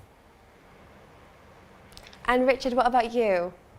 I definitely think that the world is becoming more primed to be more accepting of cryptocurrencies as they become more accessible. I think from our perspective, you know, we're operating in literally well, more than 140 countries. I think just under 200 countries we've got ETN users. So it's a sort of mind-boggling field of regulatory environment. But what we found is that the people that we're working with, they work outside of the regulations of anyway. So in the same way that they may well use dollar bills, and they do, because pretty much everyone in the world still has a pretty good understanding of what a dollar bill is worth alongside their own currencies. I think we're starting to see that come in with cryptocurrency as well. So the regulatory environment in the well-regulated global north is definitely going to be super critical. But in some regions, they won't care, because they're outside of the scope of government scrutiny anyway. So from their perspective, if they can use something that benefits them, then they will embrace it. It's all about benefit, really. I think risk is certainly a part of it, but benefit is going to outweigh everything if they've got a benefit. And finally, Gavin, I'd love to turn to you and just hear your thoughts based on what Kenneth and Richard have also said. Yeah, so I'd really echo their statements. Really, I also like Kenneth's point on the MakerDAO and some of the really interesting work they're doing there. I think that's got a lot of measure in terms of taking out some of that almost like volatility dampening in order to try and increase the utility, increase the usage, if you like. Still a lot of questions around the regulation, as you say, particularly from a decentralized model, whether that be via an exchange, decentralized exchange, or decentralized currencies themselves. But regulations are certainly the key, and I certainly see them playing a part going forward. And if finally, just before I close, if I could just say, I think I said billion rather than trillion in my previous answer, so apologies for that when I was talking about the supply of money and the QE response from the US as well. No problem. We always throw a couple of extra orders and maybe yeah, should have put it in my white paper. Gentlemen, thank you so much for providing your insights. You've really given us a lot of clarity and a lot of information to take away. I'm sure our viewers have found it really informative. So thank you so much for your time today. Thank you. Thank you very much. Have a great day, everyone. Thank you. Thank you. Thanks for having me. Thanks. We had some great comments there in the chat regarding some of our speakers. In particular, we have a lot of Electronium fans on our YouTube comments. So hello to everyone watching. A huge thank you to Richard, Gavin and Kenneth as well. Huge discussion. We also had a poll available on our swap card platform there, which was asking you which digital currency will most likely be adopted as the future of money. And 57% of you that voted said that Bitcoin is the future of digital money. 14% said central banked digital currencies, and 29% said stable coins. Altcoins actually had no votes, which is very interesting. Do keep an eye out for any future polls that we have for the rest of the day on our swap card platform. Now, our next presentation I'm really excited to bring to you is someone who is a famous gentleman in the cryptocurrency space, famously known for spending $4 million worth of cryptocurrency on possibly one of the most expensive lunches on the market for a charity lunch with Warren Buffett. Next up, we have Justin Sun. Growing the crypto ecosystem, Samsung Tron use case with Justin Sun, CEO at Tron. Hi everybody, I'm very excited to be at AIBC Digital Summit. This year, we have seen a lot of the big companies start to move to blockchain. I think one of the best example is Samsung. So this year, Tron collaborated with Samsung, not only introducing the TRX into all the Samsung mobile device, but also at the same time, we collaborate with Samsung on App Store. So Tron become the world's first blockchain app store in the world after we collaborate with Samsung. So now you can even see Tron dApps featuring on Samsung Galaxy Store. I think this kind of the collaboration with the big phone manufacturer and app store is just the one step for the blockchain to the mass. You can see more progress this year because Samsung is already the #1 in Android devices. After Samsung, I believe in the future, Google, Apple, Huawei, Xiaomi, Oppo, and Vivo, all the phone manufacturers, will start to examine blockchain as one of their options if they want to expand their business into decentralization world. So definitely, I think we will see more positive growth in this year with all the giant company partnership. And not only take this just like a recognition from the big company, actually collaboration with the big company also open a very big distribution channel to the mass audience. For example, after Tron collaborate with Samsung, we have Samsung Galaxy Store and the Samsung device as a distribution channel for all the dApps around the Tron ecosystem. And also, don't forget, lots of the blockchain project get lots of the progress for their protocol this year as well. Of course, everyone knows Ethereum will want to move to Ethereum 2.0 this year. But I'm doubted if it's gonna succeed.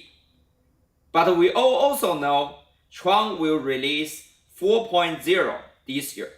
It will happen in Q3. So definitely everybody is want to see what's Tron 4.0 about.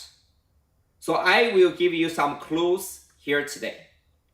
First of all, I believe Tron 4.0 is about privacy. We will provide ZK Snark technology inside of the Tron network to become like an option for the developers for their customer. So if customer want privacy, we will give them the privacy. Your transaction inside of the Tron ecosystem, especially for the TRC20 tokens, you can enable the privacy feature, which means your transaction is completely anonymous and depend on your needs. And other people, they can't track your transaction.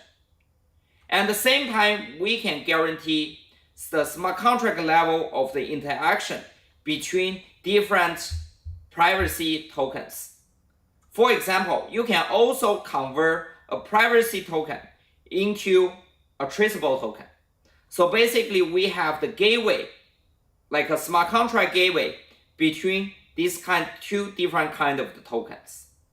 And also, we just provide the tool set. You can imagine what kind of the dApps and also applications can happen on Tron after we introducing the privacy features into the Tron protocol. And also remember, this is just a tool set.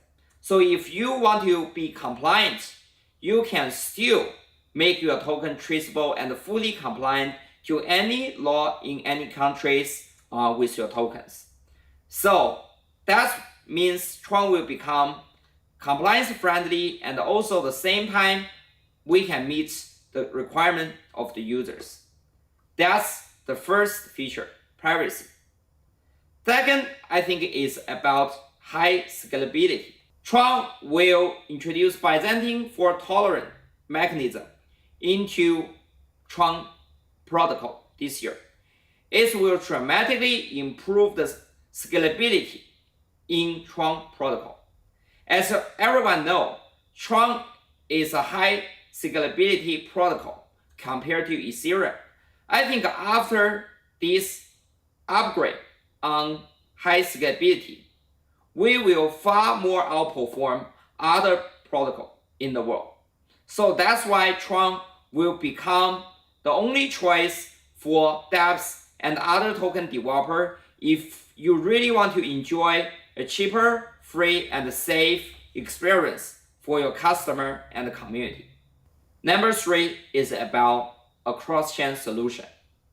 Basically, in the future, we can see different people can also have their blockchain built on Tron protocol.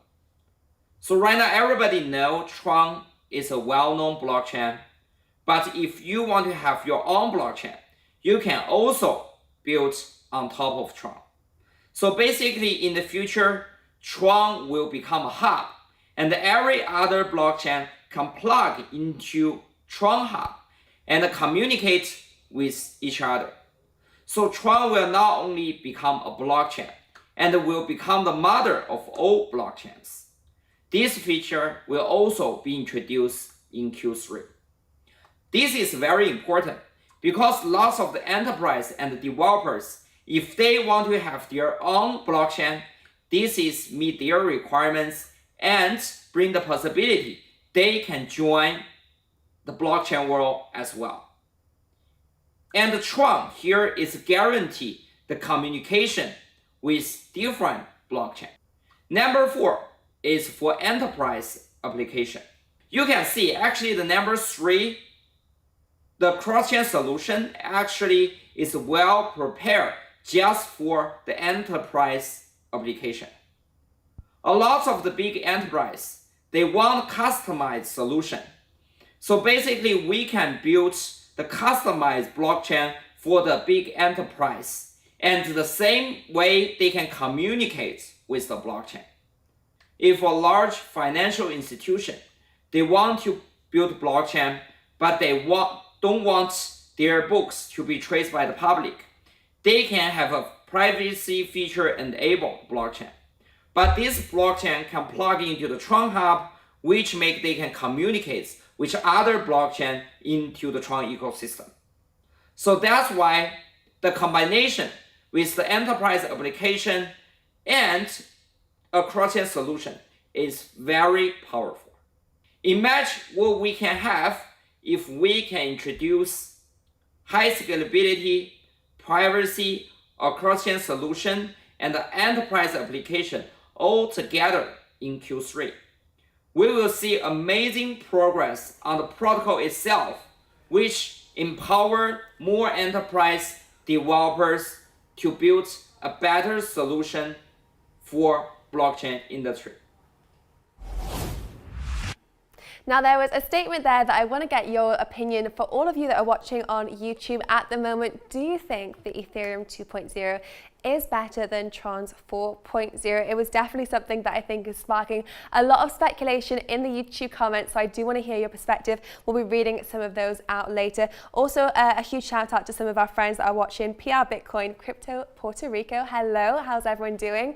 Now, this is the end for our investment session of today, so thank you to our sponsors BTC Bit. Let's see what's up next.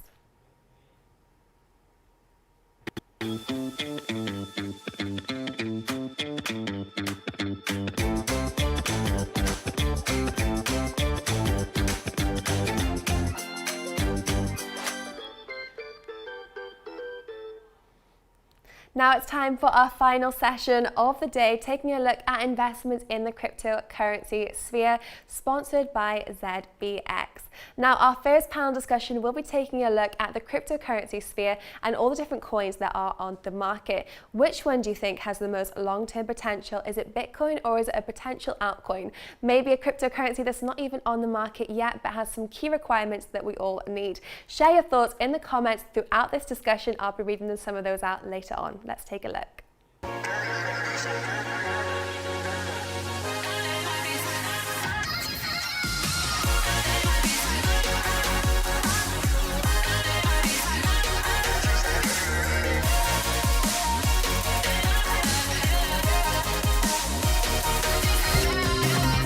The race to mass adoption. Bitcoin versus altcoins with Carl Eric Martin, content creator at The Moon, and Wendy O, founder at Beyond Associates. So we're taking a look now, the race to mass adoption. What's been built and where do we stand today? Well, if you have cryptocurrencies, how often do you really use them? Are they something you save or are they something that you spend? I have two very influential people in the cryptocurrency space, Wendy and Carl, that are joining me on the line. And we're just going to share our stories and see where things stand moving forward. So guys, first of all, thank you so much for joining me today. Thanks for having me. This is going to be fun. I'm excited. Absolutely. Yeah. And what's interesting is you both are calling from retrospective parts of the world. Carl, you're in Thailand. Wendy, you're in LA. And I want to jump in and Wendy, I'll start with you. Cryptocurrencies as a means of payments and this pave way, this motion to mass adoption. Cryptocurrencies, do you use them to pay for items at all? So I have a couple of experiences. Actually, last week I tried to pay for one of my VPN services with Bitcoin, directly with Bitcoin, and I had a major issue. The issue that I had was, number one, the volatility. Number two, I didn't send enough because of the fees, and I was stuck having to owe a balance of like $4. But the particular wallet that I was using only allowed for me to send like transactions with a minimum of like $20. So I had to cancel the transaction, wait to get my Bitcoin back, and then pay with fiat. So it was a little bit complicated, but for my business, I do accept Bitcoin and Ethereum. I accept crypto payments from companies and from my clients. And I generally, instead of just paying directly with crypto, I will just use the crypto.com app because it just works so much better with the card because it converts it to fiat. But paying with crypto is not as easy as everyone makes it sound to be. That's a really interesting point. And Carl, I'd love to get your take on it. What's your thoughts? Do you use crypto to pay for items at all? So professionally, yes, back and forth from clients and different companies, because in crypto it's just much easier to send in Bitcoin or between different Binance accounts or whatever. That's easy, but that's more professionally. If you go into the private spending for personal items, I never use Bitcoin. I never use crypto. I think that mostly it's just because of the fact that people don't accept crypto. If they did accept crypto, I would probably be more pushed into getting more used to buying things with Bitcoin and crypto. So I'm not really in the habit of doing it. So even if I see that a place accepts Bitcoin, it's still much easier to use fiat, and it will probably continue to be much easier to use fiat for another few years. The user experience in crypto and Bitcoin is still not all the way. So I think that we have to wait for second layer solutions to develop and be much easier to use, and we need to see a bigger network effect. And I still think that Bitcoin is more of a store of value today anyways. We need to see Bitcoin transform into money And I think that second layer solutions is something that we need. But yeah, so far I'm not really using Bitcoin. I would love to, but there are also this phenomenon where people tend to spend bad money and save good money, just like when we went off of the gold standard and coins started to, or they started to get diluted much earlier. First they were gold, and then they started to get diluted with other cheap metals, and of course people spent the cheap metal and saved the gold, of course. So eventually the coinage was just cheap metals. And I think that Bitcoin might experience something similar, where all of us hodlers, we save our Bitcoin and we spend our fiat, and that's how I live.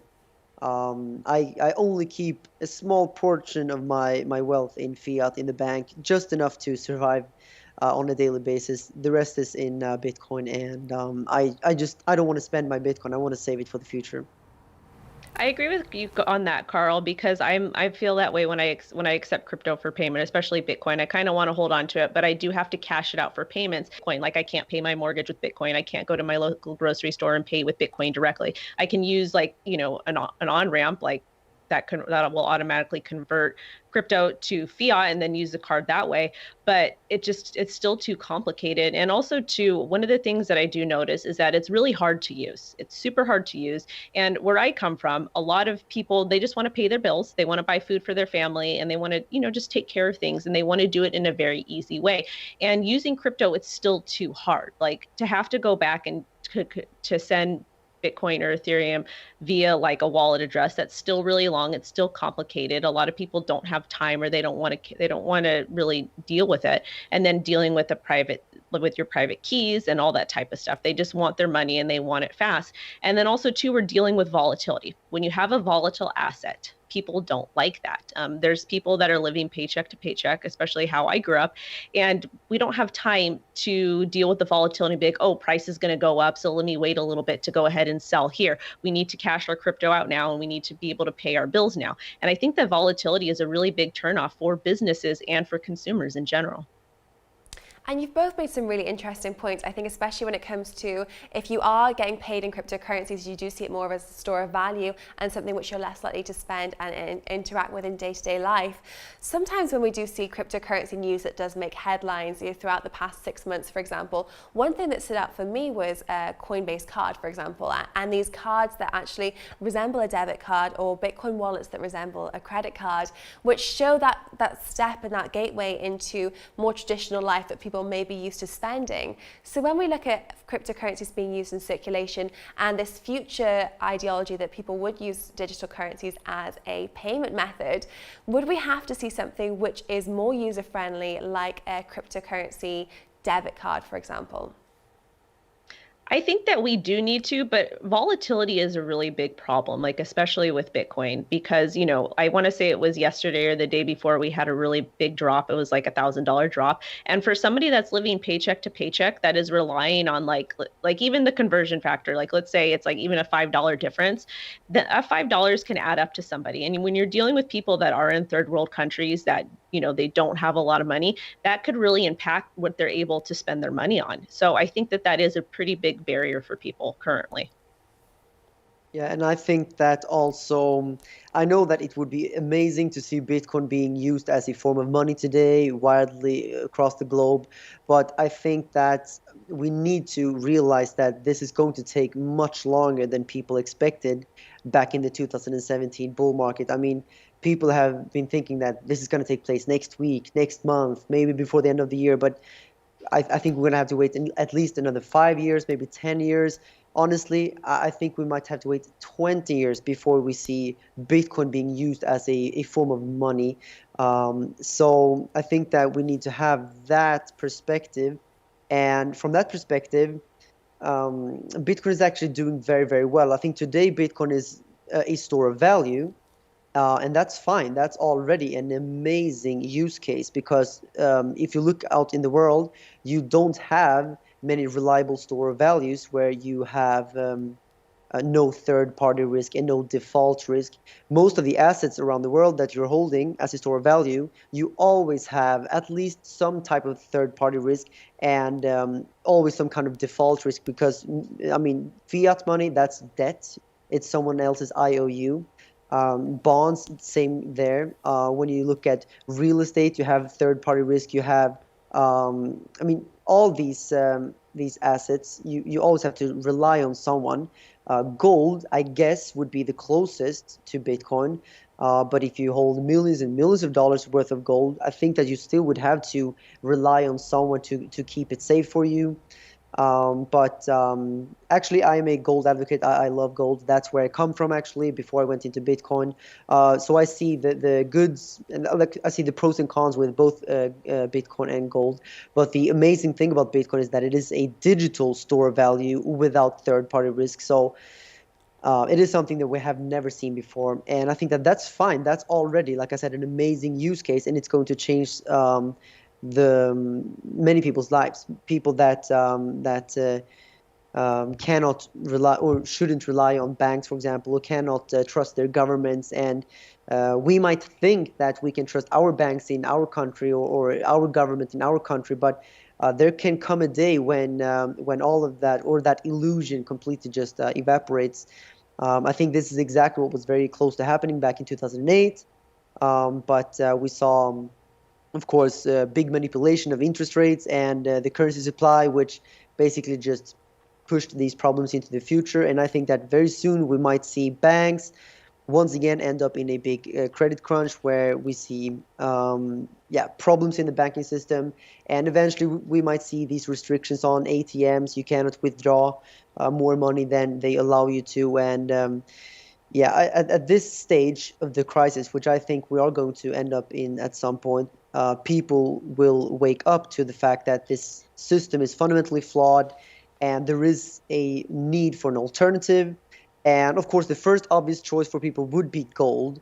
But I think that as soon as people realize the fundamentals of Bitcoin and the fact that Bitcoin is an alternative to gold, but is digital, then we will see a big demand for Bitcoin, because gold has been the best form of money and store of value for thousands of years.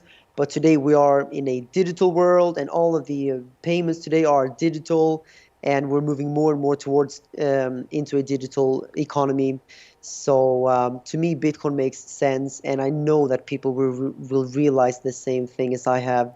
But it will take some time, and it will take a financial disaster, probably. Carl said a couple of really interesting things here. So number one, we are for sure going to have some economic turmoil. We're seeing it right now. We're going to have the collapse of just a lot of stuff, especially in the United States. Generally in the United States, it takes about a year for everything to catch up, especially with coronavirus and all the civil unrest that's going on. I think that we are going to have essentially another market crash, worse than we've seen, even worse in 2008. So there is that. When you're talking about gold and you're talking about storing wealth, yes, gold is a great solution. But at the end of the day, if you do need to flee from your home, if you need to flee from an oppressive government, or if there's civil unrest in your neighborhood, carrying mounds of gold or carrying like a 300-pound safe is not, it just doesn't work. It's easier to carry a ledger. So that, like, God forbid I had to flee and take my family and flee, I would grab my ledger before I grab my diamonds or my jewelry and stuff like that.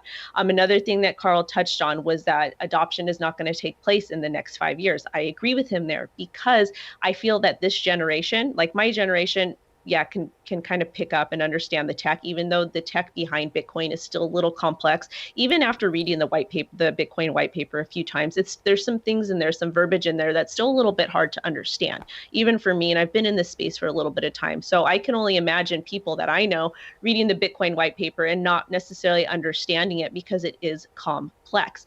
So I think that not necessarily our generation is going to kind of pave the way for mass adoption, but probably my daughter's generation. The next generation or two will be able to use it. They're very tech savvy. My daughter's 3. She can use a tablet. She knows how to FaceTime people. So I think for her generation, it will work out and it'll be easier to kind of integrate, but it still does need to be made easier to use. And on top of it, the scary thing about Bitcoin that a lot of people don't like to talk about is that, let's say I go to my bank account and I take all of my fiat and I transfer it and I put it into Bitcoin. What happens if I lose my private keys? What happens? There's no third party. I mean, I understand the part with Bitcoin Bitcoin. And the important part is not having, not having a middleman, not having a third party, me being financially in control of my cryptocurrency. But at the same time, that's scary, because if you're talking about a lot of wealth and you put it onto a ledger or a Trezor or whatever it is, and you lose your private keys, you lose your wealth. So I think that is a little bit of a turnoff for most regular people that, that value their currency and value their money. And this is a really interesting point, because I think what you're saying here is we are painting a landscape for example, even fintech banks like Revolut, which don't have a personal store where you can actually attend into, which is something that the older generations, our parents and our grandparents, were very used to doing. The idea of not going into a physical bank is something that our generation is used to now. So the generation after us might be more acknowledging and open to digital currencies and online wallets. And it's just about creating this onboarding process, which might take 10 to 15 years, say. You've highlighted some of the issues there with Bitcoin.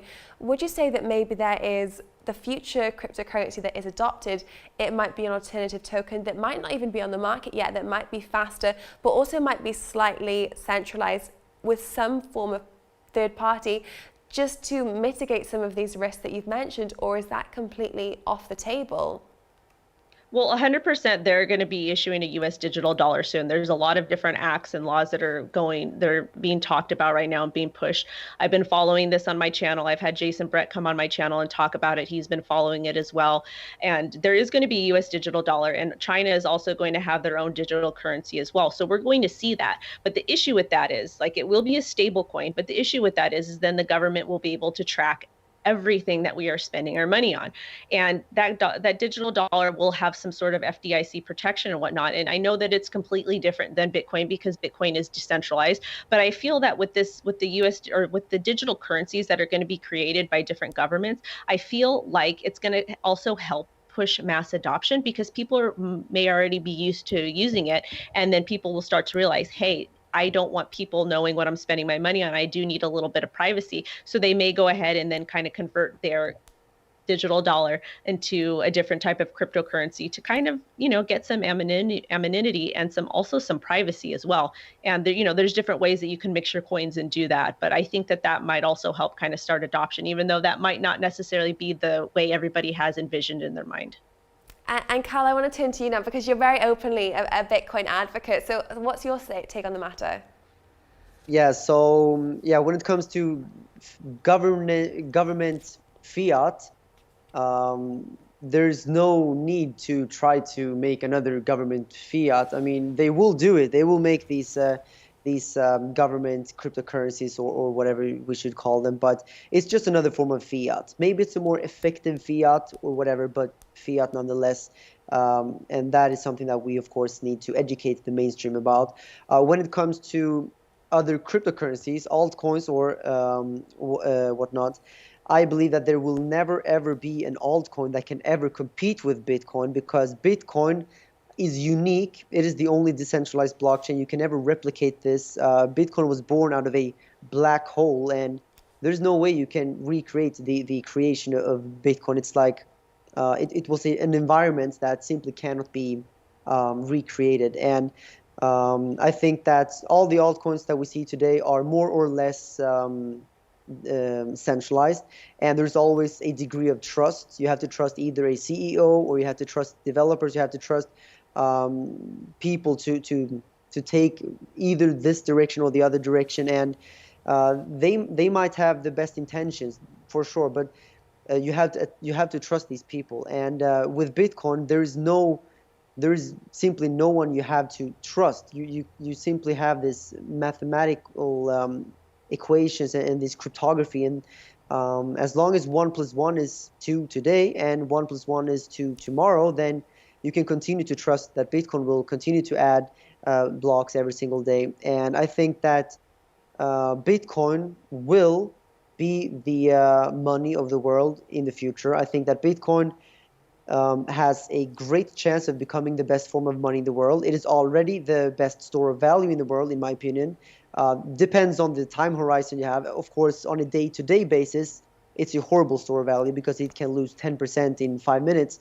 But if you drag out your time horizon to, let's say, a few months or maybe a few years, then if you compare with the US dollar, for example, of course, on a daily basis, the US dollar is a much better store of value than Bitcoin on a daily basis, because on a daily basis, it actually doesn't lose much value at all.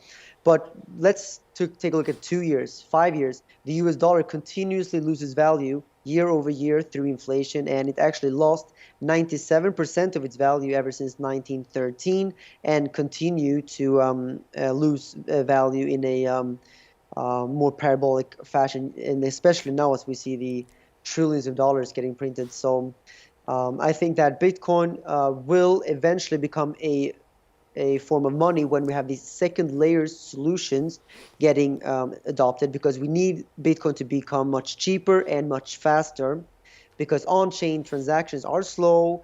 And some people think that's a problem, but actually the fact that Bitcoin is slow, that's not a bug, it's actually a feature, because it's security. When you create an altcoin that is instant and super cheap, then you compromise the security for convenience, and the whole point is to have a secure way and a safe way to transact value online in a decentralized way, and that's why Bitcoin is slow. But these second layer solutions, they can eventually give Bitcoin near instant transactions and near zero fees. And of course, you do compromise some of the decentralization, but not nearly as much as you do with most of the altcoins. And in the future, when you buy a cup of coffee, you don't need the full decentralization of Bitcoin to buy a cup of coffee. But all of these final settlements, when you send bigger amounts of money, maybe thousands or millions of dollars, then these transactions will be done on chain. And but yeah, so basically I think that Bitcoin will become the best form of money in the world, and there's no way that you can have an altcoin that can compete with Bitcoin, because they will always be more volatile than Bitcoin, because they will always have a lower market cap. That's my opinion. And if you have two different forms of money, and with Bitcoin and the secondary solutions, when it has instant transactions, and you have an altcoin that also have nearly instant transactions, but the altcoin is much more volatile, then obviously you will use the most liquid money and the least volatile money, and that will continue to be Bitcoin. So I'm bullish on Bitcoin.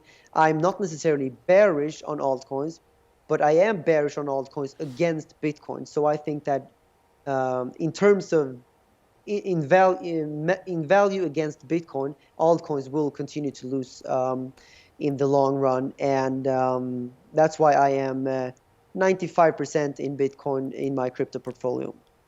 And Wendy, I want to get, you go ahead. I want to ask your insights on this. Yeah, no, so I understand about the second layer solutions, but the only thing that worries me about that is that there is a person, there's going to be a CEO, there is going to be a founder that's going to create a second layer solution on top of Bitcoin. So would that compromise security as far as the transaction goes if you're using a second layer solution? Because I've reported and I've talked about some of that on my channel, and it seems that there's hacks and there's different things that happens. And as far as altcoins go, I own mostly Bitcoin in my portfolio. I like Bitcoin and I like Ethereum, and I think Bitcoin is a great store of value for the long term. But I do think that there needs to be altcoins and stablecoins. Stablecoins are great because you can safely hold your value, like when there's volatile periods of Bitcoin when that occurs. And another great thing about altcoins, and I'm not saying we need 7,000 altcoins or 4,000 altcoins, but I do like altcoins because they do bring competition to the market. And I feel that with competition, it's going to provoke and it's going to make people that are building on top of Bitcoin, it's going to have them push harder and create better options so that people don't go to these altcoins and use those as solutions. So I get the whole altcoin thing, but I also think it's important for competition because I feel that competition makes humans be better. Is there also the counter argument there, sorry just to intervene, that actually if we do look at CoinMarketCap, for example, I think at the moment there's over 5,000 altcoins and cryptocurrencies listed, that also the altcoin kind of conversation is that there's such a crowded space can almost push off newcomers, because when they go on, if they're not particularly familiar or they don't have someone that can give them some clear instructions on where to look, actually it does become more of a clouded grey market as well. I agree with you on that 100% because there's a lot of altcoins, a lot of them are not needed, but I do think that it is important that we do have competition in the market. Yeah, I'm a true believer in free markets, and I really believe that There should be competition, and I think that everyone should be free to create their own money, and the free market will eventually decide if this money is a good form of money or a bad form of money. Just like we've seen throughout history, all bad form of money have always been washed out eventually and have gone back to zero, and good form of money have been more or less successful over a longer period of time. Of course, the best form of money so far has been gold. It's been holding its value for thousands of years. Most forms of money have always just eventually died. They have only been able to work as money for a short period of time in a local area, and that's what I think altcoins could do. Also, they can hold value. They can be useful for people for maybe some period of time in local areas. But for an altcoin to get wide, like global adoption as a form of money, in my opinion, it's extremely unlikely. Of course, it's possible, but I just don't see a reason why you would choose an altcoin when there is Bitcoin. I can't see an argument for it, because the only argument would be that it's cheaper and faster to transact. But with second layer solutions, if we assume that there will be a second layer solution developed that is almost entirely decentralized, and that it's transparent and trustless, then that basically kills all the arguments for altcoins as a form of money. But there are other use cases for altcoins, of course, and that's why I don't completely disregard altcoins. I also hold some Ethereum. That's you could say that's my only altcoin holding, because I do believe that if you disregard the money aspect, then altcoins for sure could bring some things to the table.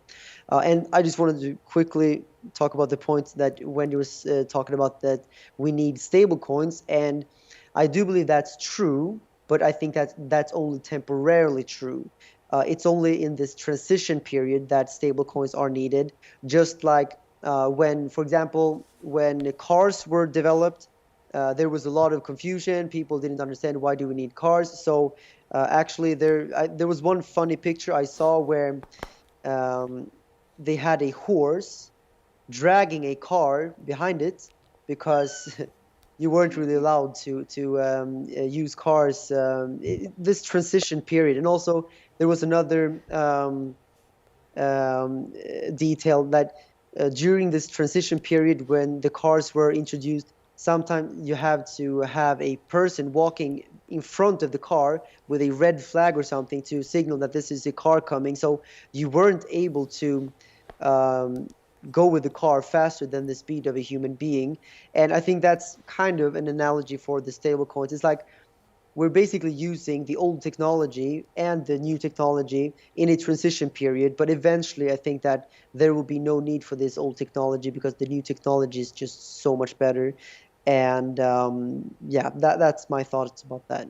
And it seems like the consensus here is that Bitcoin is still leading the race, and there's a lot of core values that Bitcoin holds that just means that it is still remaining the front runner. But altcoins do pose this really interesting need to challenge some aspects of Bitcoin when it comes to volatility and speed, that could hopefully get us to that final step of adoption. So Wendy, Carl, thank you so much for your insights today. It was such a pleasure to catch up and have this discussion with you both. So thank you for your time. Thank you so much for having me. Have a good day. You too. Thank you. So it's now time for our final keynote of the AIBC Summit Day. We've hoped you've learned a lot, and thank you so much for staying with us. Now, our next presentation is brought to you by a very famous and popular investor in the space, regularly appearing on CNBC and Bloomberg, sharing his insights in the world of investment and emerging tech. He's also a huge Bitcoin maximalist and Bitcoin advocate, especially when it comes to financial freedom.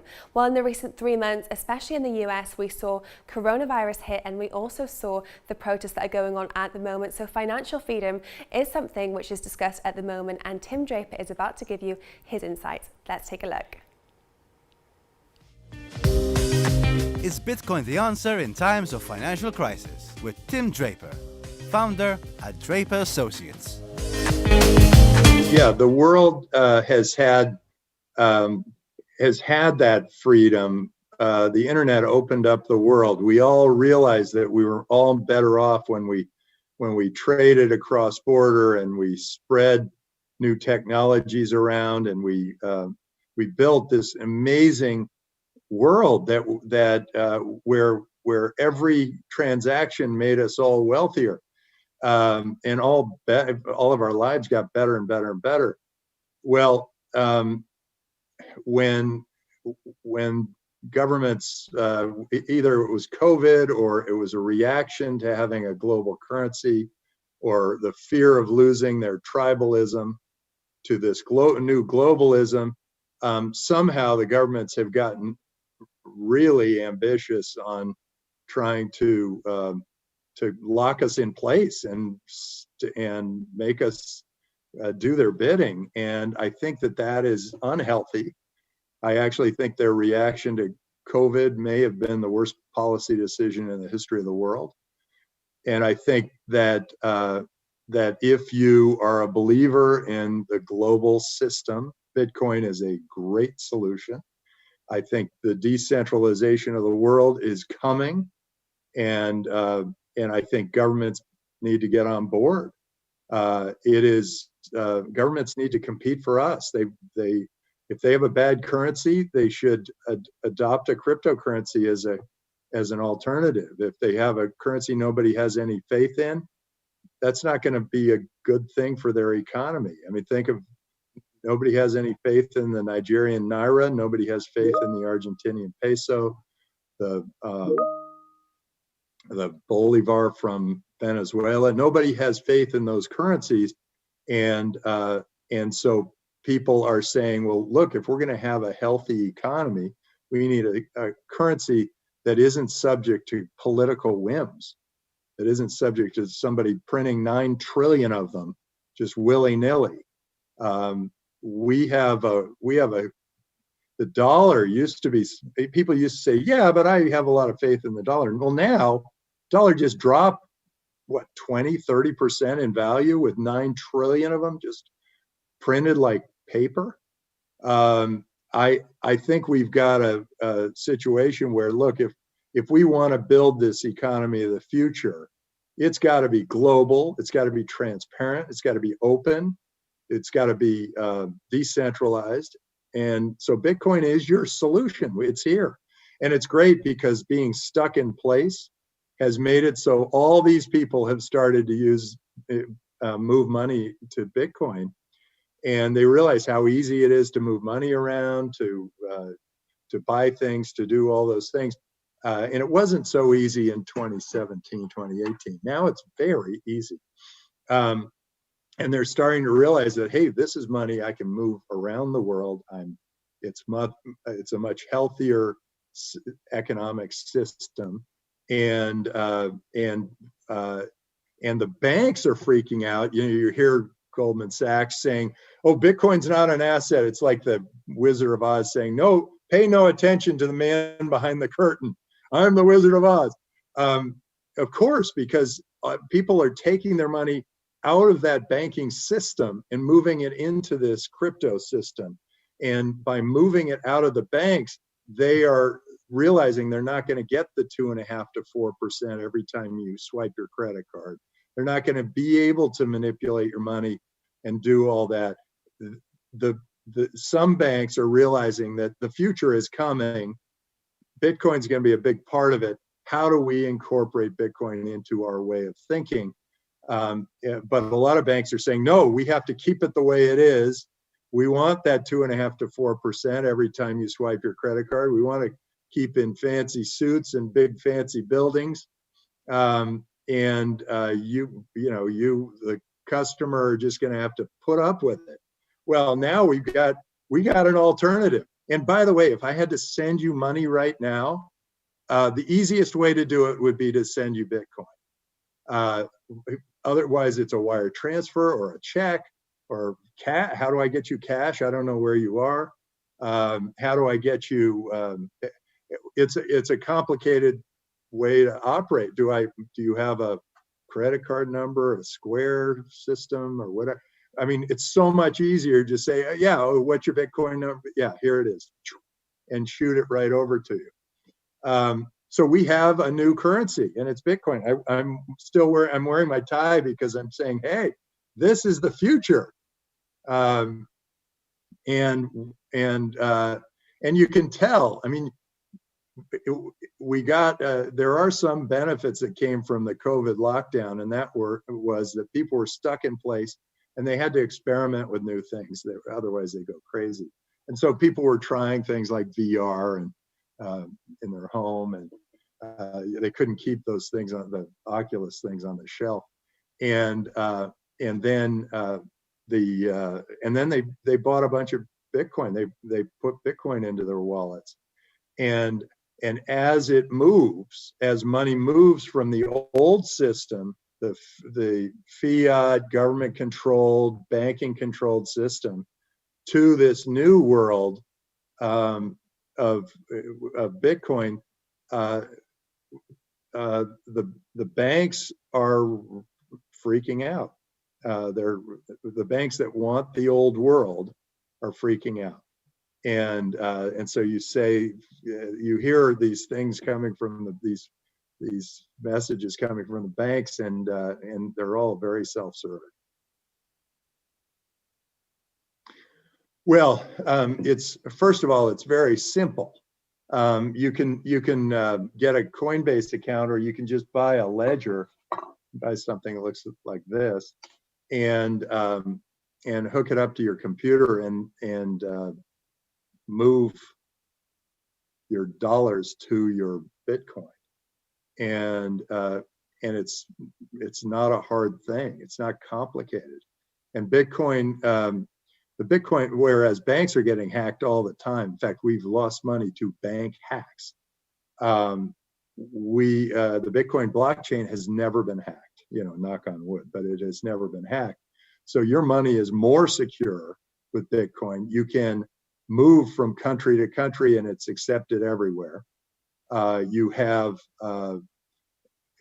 imagine being a Syrian and you have a bunch of Syrian money, and then you have to start your life over in Greece as a refugee. Oh, well, if you had Bitcoin, you could just pull down your Bitcoin, start your life over, and keep going. But if you got Syrian money, they're not going to take that in Greece, and you're out of luck. So at least some secure amount of your money should be put into this new asset class, this new currency. I mean, you should hold some of this new currency.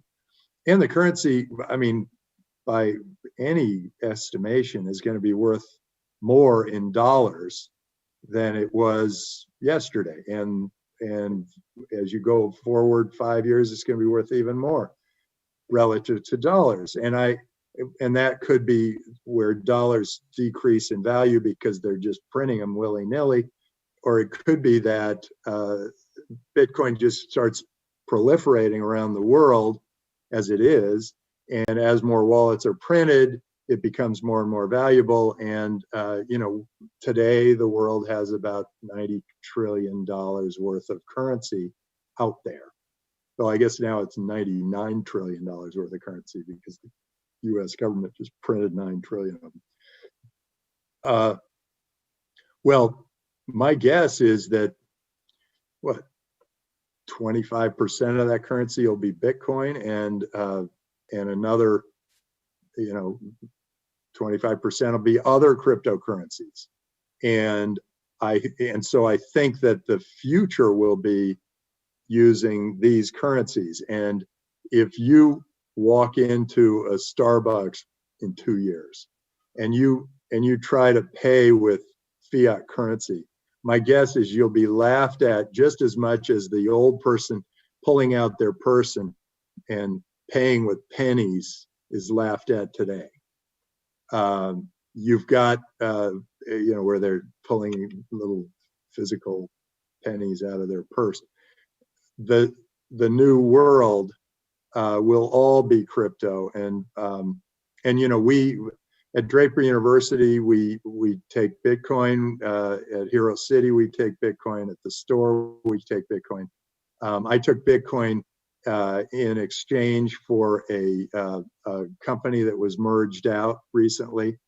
In China, they were having a hard time figuring out how they were going properly move the money from one place to another, and turned out Bitcoin was a perfect solution. And the reason I'm doing that and moving my money from the old money, the shells and gold and whatever used to be, to this new money is because I think the new money is going to be more valuable and more useful. So for you, just go ahead and set up a wallet and just see how it feels. It's so easy. I mean, I can just move it with this. I can just move it around with my smartphone, and that's whether you use Coinbase or Binance or Ledger, or they all have great solutions for taking your fiat money and moving it into crypto money. I was the first. They had never done it before, and I had to be in two places at once. I was supposed to be in this conference in Palo Alto with my good friend Tony Perkins, and at the same time I was supposed to be at a Skype board meeting in Tallinn, Estonia, and it was very difficult to get video conferencing of any kind done at that time. It was very expensive equipment and whatever. And so Nicholas set this thing up, and he said, I don't know if this is going to work, but he cut off 100,000 simultaneous audio calls to get the bandwidth to be enough so that we could do this video conference via Skype. Entrepreneurs are extraordinary. They do extraordinary things. And so, yeah, I was the first. It was the first video call ever. My daughter was also on it. She was traveling with me, and my daughter Jessie, and we had a good time, and it worked perfectly. It was a perfect view, but of course they used every piece of bandwidth they could. It's coming. This is an important part of the world. Actually, it's almost critical right now.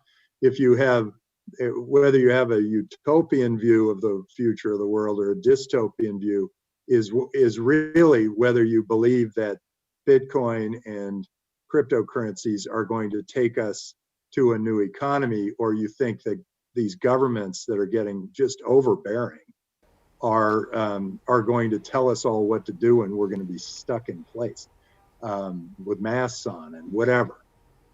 I think we've got two views of the future, and I hope we all move toward the utopian.